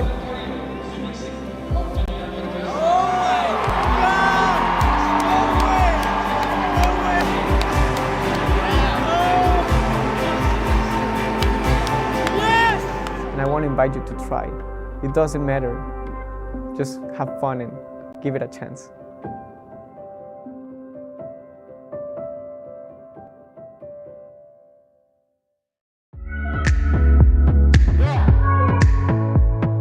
Minkyu, 축하합니다. Congratulations on your win here. How does it feel this season because you're the junior world champion? 이번 주니어 그랑프리 대회가 더 떨렸던 것 같은데 그 이유는 시즌의 첫 대회라서 이번 대회가 더 떨렸던 것 같아요. And you were third after the short program. Did that give you a little bit more pressure coming into the free skate? 오히려 3등을 해서 더 마음 편하게 프리 프로그램을 했던 것 같아요. Okay. And now 2 years ago, you came to this arena and you were fourth in the event. And last year you went to Gdansk and you were third. So is your goal for the next event to go to Gdansk and take the title? 한번 해봤던 경기장이기 때문에 더 긴장하지 않고 잘 할 수 있도록 연습 많이 할 것 같아요. Fantastic. Now, we're just keen. We've watched how brilliant you've been, both at the Junior World Championships and again here in Ostrava, and we're keen to know what goals you have for the rest of this season. 이번 시즌에도 열심히 운동하면서 팬들께 좋은 모습 보여드리고 싶어요. Fantastic. So, 축하합니다 and 감사합니다. Congratulations and thank you, and we wish you all the best for the rest of the season.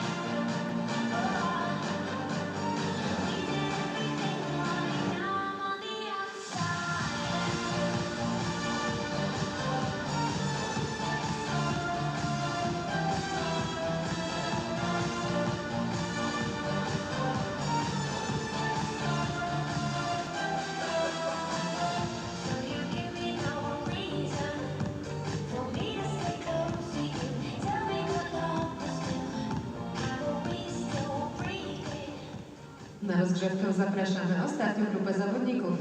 The following skaters may now take the ice for the warm-up. From Great Britain, Welcome back, everyone, to Gdansk, Poland, and the final group on the first day of a 12-hour and 15-minute broadcast, or series of broadcasts. The final group of the men's short program. I'm Ted Barton, along with Mark Hanratty.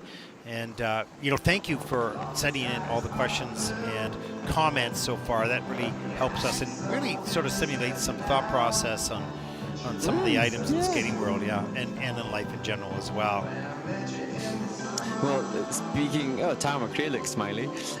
Speaking of thought-provoking questions, one has come in from Meg Cater. Do you think the Senior Grand Prix should have more skaters per event like the juniors? And for those that haven't followed the Senior Grand Prix, in the singles disciplines, there are 12 men and 12 women. In the ice dance event, there are 10 couples, and in the pairs event, there are 8.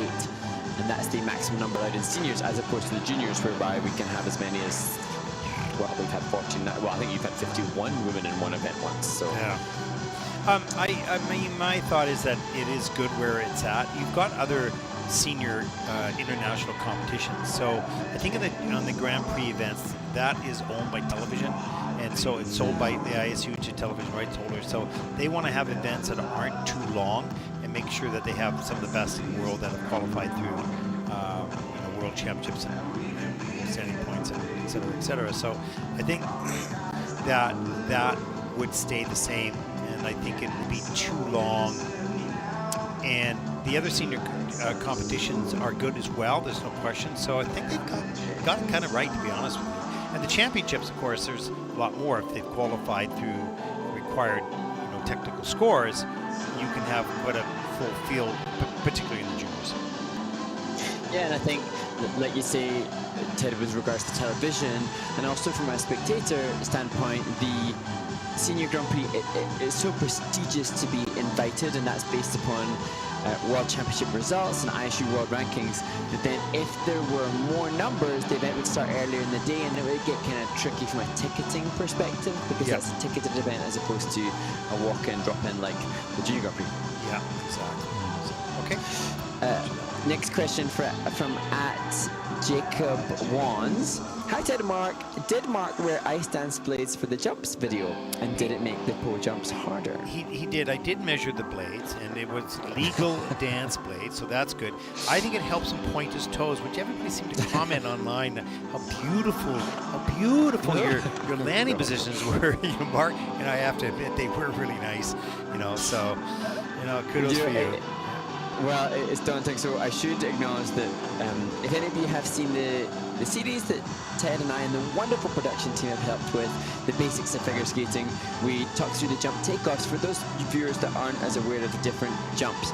And we knew that we would be doing the basics of figure skating. We knew we'd be talking about various different bits and bobs, and we knew that I'd be bringing my skates. I didn't necessarily know I'd be demonstrating jumps, and how I wish that I was in the shape that I was when I was 16 or 17 and could have given you all much better jumping passes, but the landing positions were okay. Well, I had a plan of giving you a lesson, but we had limited time because they turned the lights out actually partway through our shooting of that. I was like, we better go get going. But then when I saw your landing position, I said, yeah, that's a positive GOE. It's a single Salchow, but it's a positive GOE. Yeah, come on. Exactly. I actually definitely want to, maybe if I say it on air, I hold myself accountable to jumping one more double axel before I... Yeah, make sure. There's two things I think you need to make sure. That, first of all, our film is running, and there's an ambulance close. yeah, too right. Other questions that have come in. Do you think, from Aelia Ganshev, do you think anyone can learn triples with enough practice? You have to define anyone. I think that. Yeah. I think that not anyone can do it. I think that anybody in the junior competition, yes, I would believe that anyone of the skaters, those who don't even do them yet, could do them. Yes. And I think skaters that enter, learn to skate and skate for a good 4 or 5 years after that learning to skate have the ability or probably the coordination to be able to do that. But not everybody would be able to. It requires a certain quickness. It requires that comfort to spin in the air as you fly across the ice. Now, that sounds kind of exciting, and it is, but it is, when you think about it, you're gliding across the ice with these knives, as Mark says so well, on your shoes, and you leave the ground, you throw your body in the air, and you rotate, and you land about 2 centimeters of steel. It's not easy. It looks nice, but it's not easy. So I'm not sure anyone could do it, but I do think if you've had enough skating, 3 or 4 years, and you're starting your doubles, that if you really focused on it, if you're young enough, you probably could do it. And the reason I mentioned the age is because you take hard falls, and if you're a little bit older, you can break the bones pretty easily. And, because I work with a lot of adult skaters, and often the adult skating community will ask me, do you think I'll be able to learn an axel as an adult skater? And I would not want to quash anybody's dream, and I think, really I'm of the belief that you can do anything when you put your mind to it. That said, it is rare that I have seen a skater learn as an adult and complete a good quality grade of execution single axel. That's not to say anything's impossible, but as you say, Ted, the motor neuron skills and the quick twitch fibers that need to be assimilated and activated are a really specific niche to our sport, and so the younger that you can have them, then the easier that is to amass. Yeah, and when you're young, you're just kind of fearless, but when you're older, you're fearful, right? So, it's a little bit of a difference. Okay, let's get going. The final group here on day one as we close in on the end with 5 skaters yet to go. Take it away, Mark. Tal McCrae. And opening this final group is the 17-year-old from London, Tal McCrae. And he will skate to Concerto in E minor for violin and orchestra by Felix Mendelssohn.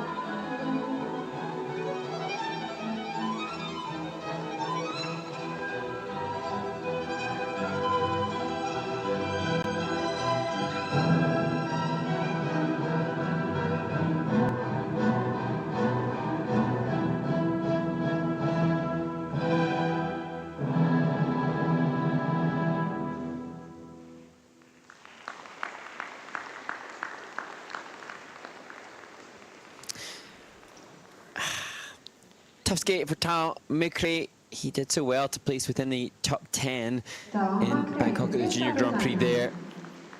And would have been hoping to replicate that success, but obviously mistakes on each of the jumping passes make that really difficult. He's got a lovely posture and the way he holds himself to that music that's classic, obviously, and he has sort of a classic look and feel in the program. But that triple axel and the mistakes, unfortunately, just sort of unravel what he wrapped up in the presentation. As you can see right here at the top of the program, good posture. And let's take a look at this triple axel. Good takeoff, launches himself really high in the air, a little slow in rotation. The knees are a bit bent. Doesn't get all the way around or open that free leg up to punch back. So, you know, but good mechanics in the takeoff. That triple probably will come solidly soon. There's the triple Salchow. Comes around the corner a little bit too much, doesn't straighten it out. He's probably downgrade on the triple toe loop.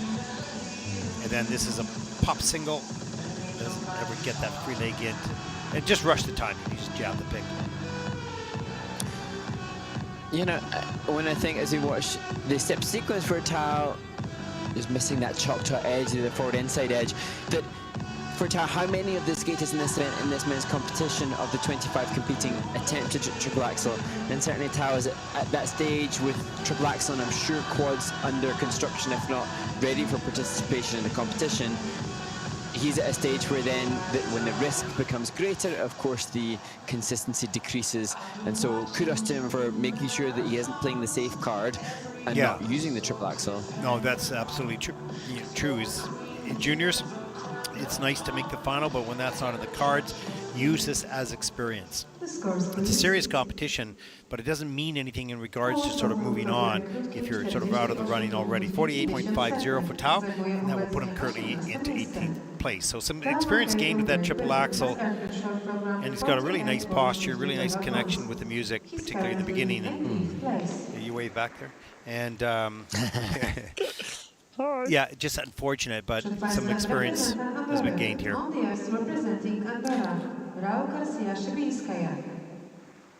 And now to the Andorran representative, Raul Garcia Shinaya, the 16-year-old who explained his increased difficulty in both programs since his Ostrava event.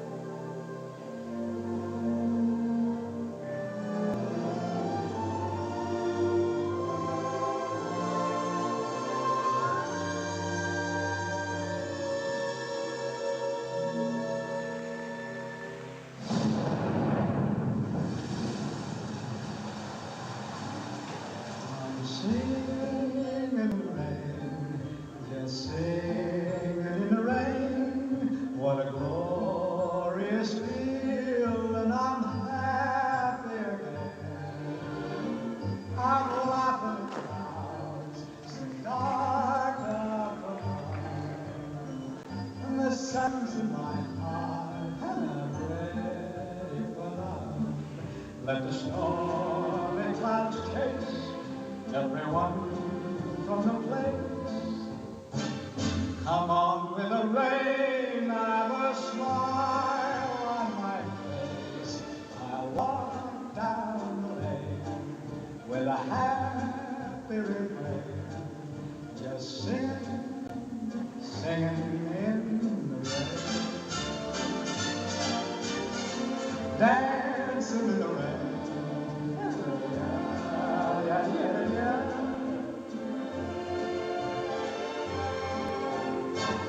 I'm happy again.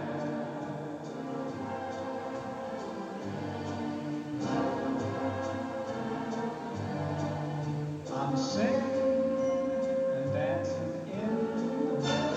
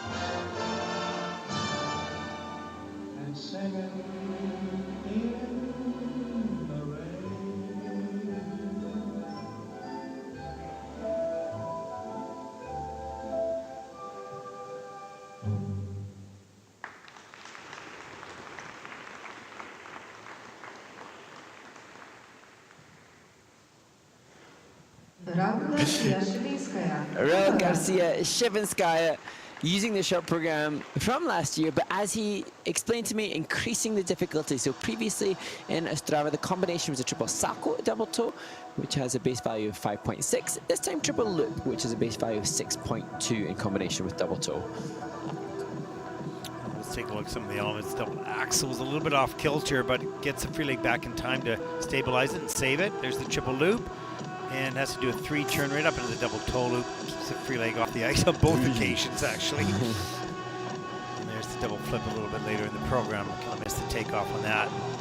Here's some of the steps. The steps are in at level 2, so lots more work to get all 4 features, which raises the value of the difficulty and therefore the value. Yeah, there, the bracket counter loop, the turns using that step sequence. And although level 2, it's gone up a level since the last Junior Grand Prix for Raul, and also this, the change foot combo spin to close out the program was a level 1 in Ostrava and a level 3 today. So that's got an extra point added on. And all the points counted. Yeah, 42.67 is his season's best. He's probably going to beat that here. We'll see as he has a big smile and the kiss and cry. A little laugh or joke. Let's take a look. Short program scores for Raul. Season's best, 44.40. And that'll put him currently in 20th place. Raul Garcia from Andorra has earned his short program 44.40 total points. This is his new season's best. He's currently in 20th place. A przed Państwem reprezentant Armenii. Next to skate, representing Armenia, Mikael Salazar. And now to the 17-year-old born in Yerevan, Mikael Salazar. And Mikael will skate to human by Rory Charles.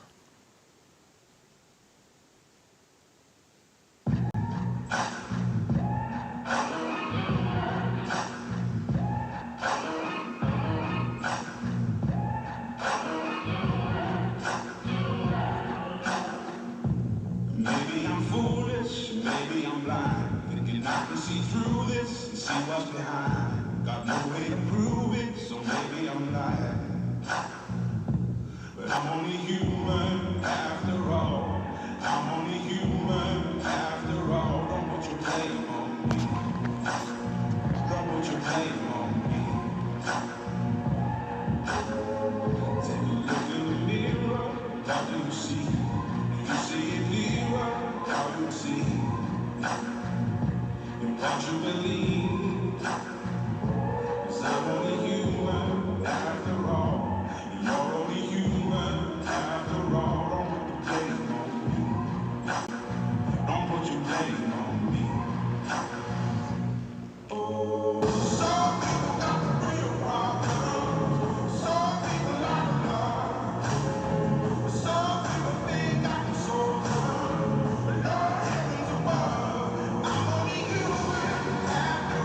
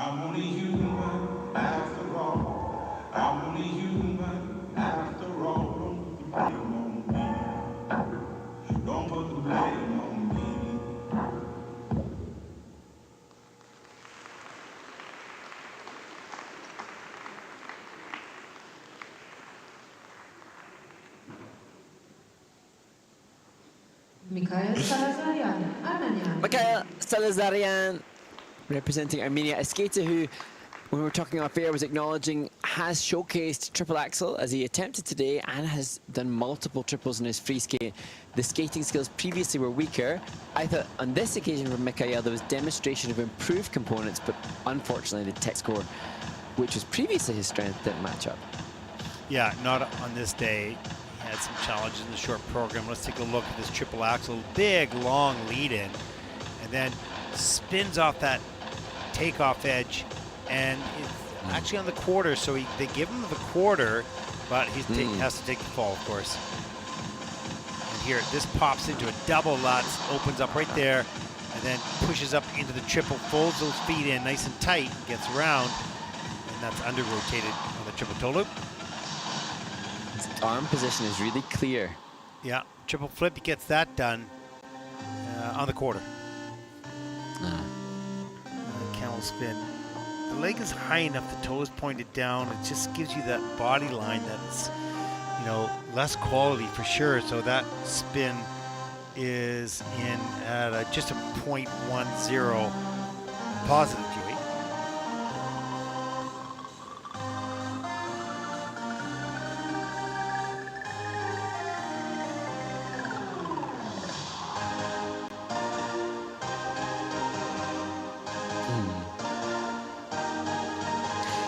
Interesting, Ted, with Mikael, I haven't seen him do a triple cleanly as a two-jump combo before. I've seen him do like Euler triple Sacco, maybe triple Euler triple Sacco. I hadn't done a two-jump triple combo, but he knew that when he popped the loops today, he had to salvage something, and so managed to do the triple toe in the back of the double. So there's some saving grace from that. Yeah. Amidst the disappointment for Mikael. Yeah, he had to react quickly, and he did, which is really good. You don't have time to go, no, what should I do now? No, you got to react really quickly. It's got to be instinctive. Oh, double, I got to go triple. Here we go. Let's take a look at these short program scores. Personal best is 48.96, but on this day he'll earn 43.47, and that'll put Mikael currently into 21st position. Salazarian from Armenia has earned in short program 43.47 total points. He's actually in 21st place. Przywitajmy reprezentanta Polski. On the ice representing Poland, Matus. And now to the final Polish skater in this first day of competition, Matvey Yefimenko, skating to You and I by the Scorpions. Bold costume, bold music, and a bold combination of triple loop planned as the second jumping pass.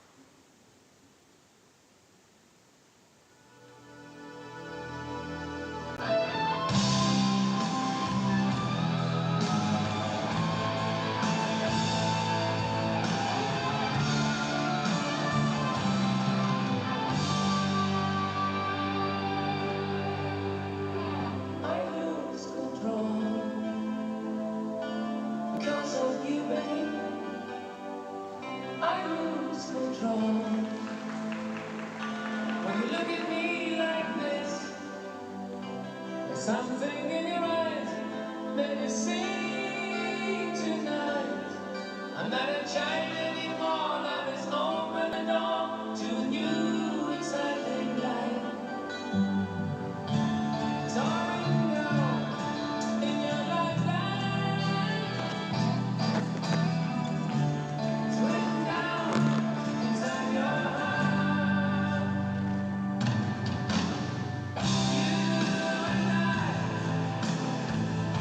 Just have a dream to find out.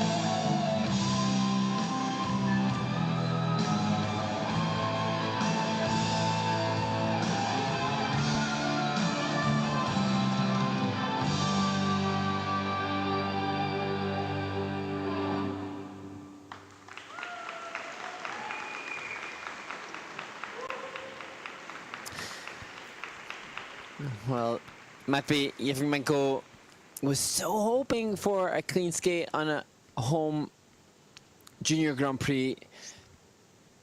This will be the start of a busy fortnight of competition. He's scheduled to compete in Slovenia as well next week. And you can see their fellow Polish coaches at least raising the flag, but understanding and empathizing with the frustration of that skate for Matvey. You're going to be moving on to Ljubljana, taking the host role, and looking forward to that. Here's the double axel. Good ride off the end of that edge, and good speed on the landing as well. Let's see what happened here. Big inside, now the outside edge. Lots of movement. Looked good in the air, but started to lean heavy on the end. And the weight was not on top of his foot, was to the side.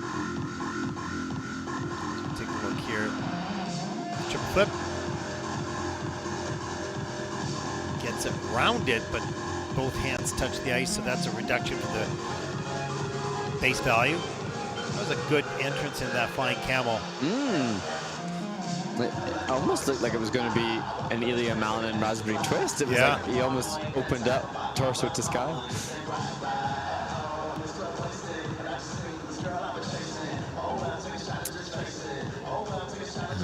Dorota Zagorska, and well, Dorota Świdek and Mariusz Świdek, formerly Dorota Zagorska, but Polish pair skating stars acting as coaches. We've seen Mariusz already on the Junior Grand Prix in Latvia when he was coaching his son. That was awesome too, wasn't it? Yeah, when he had such a great skate, his son in the short program, and there was such a wonderful, tender moment in the kiss cry between dad and son. Yeah, it was great.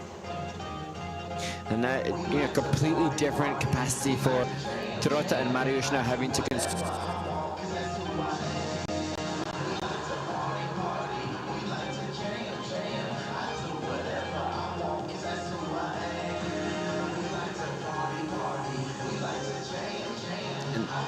this is obviously so hugely different from student to your own child, but the job is just as important in making sure that the athlete is able to gain some redemption ahead of the day off tomorrow, well, not the day off, but the practice day tomorrow for the men and the conclusion of their competition on Saturday. Short program score from Matvey Yevmenko from Poland, 42.88. That put Matvey currently into 22nd place. Matvey Yevmenko from Poland has earned short program 42.88. There you go. Okay. Call him back. Need a whistle. Yeah. Przed Państwem Final reprezentant Bułgarii. On the ice representing Bulgaria, Yannis Apostu. Nice smile from coach for the 14-year-old Yannis Apostu. Long day from him from the earlier practice in the day, knowing he'd be the final competitor on this first day of competition in Gdansk.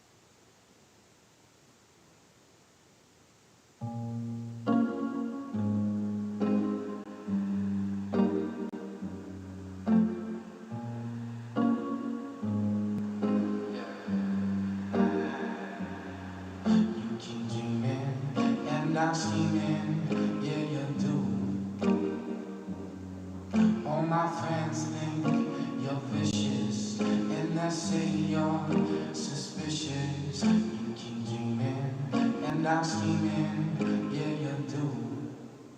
I feel like I'm drowning,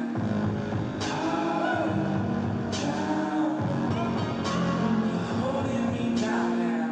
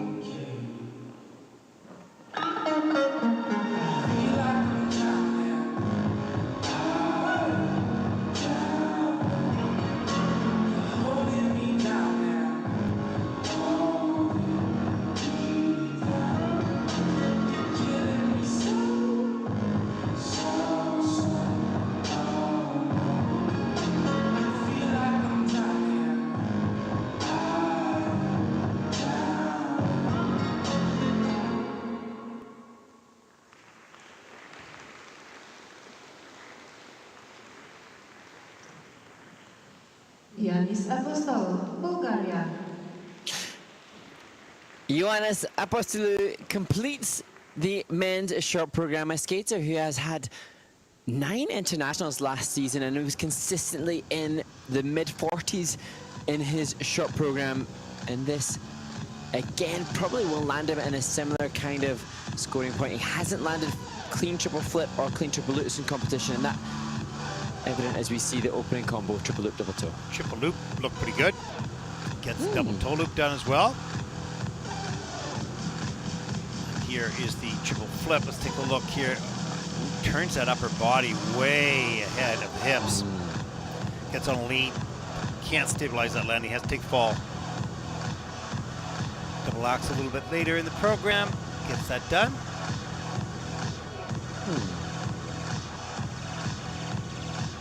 Kind of a neat slide there. Yeah. Good use of neck and head and direction towards the judging panel.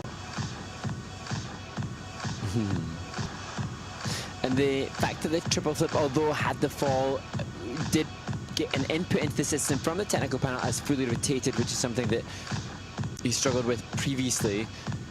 So that, again, some semblance of progression. Yeah, it could be one of those things why that sort of got out of control, because he was trying so hard to get all the way around. He was pulling the shoulders in the takeoff. I'm speculating here, of course, which got him all the way around, but on a lean, didn't take the fall. So it's just keeping yourself right on top of your blades and pushing your body straight up as opposed to pulling it around. But, you know, once you get on top of those takeoffs, Mark, sometimes your brain says, just muscle it, you know? Yeah. It's instinctive. Force it. Yeah, force it. I think Anna Pitseta still the star jumper of the day from Italy. Oh, yeah, no question. Short program score, 43.79 for Jonas. That'll put him currently in 21st position. Yannis Apostu from Bulgaria has earned in short program 43.73 top 3. He's 21st place. And some good skating in the top 10 of this event. Yeah, it was really good. And we've got some wonderful free programs coming up. We're going to take a look at the final standings here in the short program, the final event on day number 1, 12 hours and 15 minutes. Might be a record, but I'm not sure if it is. But anyway, there you go. There's a look at the rest of the field as well. Tomorrow we start with the rhythm dance. It'll start at 10 o'clock here local time, followed by the pairs free and then the women's free program. 2 medal events will happen tomorrow, and we'll crown 2 champions, and we'll find out a lot more about what happens. We'll find out actually all 6 teams that go to the Junior Grand Prix final in the pairs event. For all of us here at the ISU, for Mark Hanruddy, I'm Ted Barton. Thank you for watching. Good night, everyone.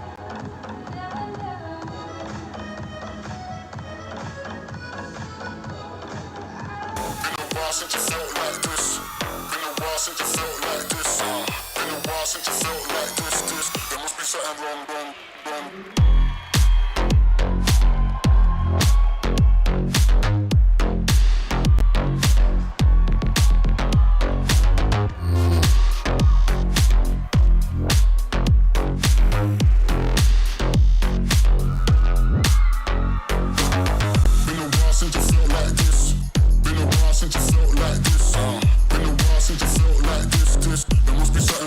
I guess I felt.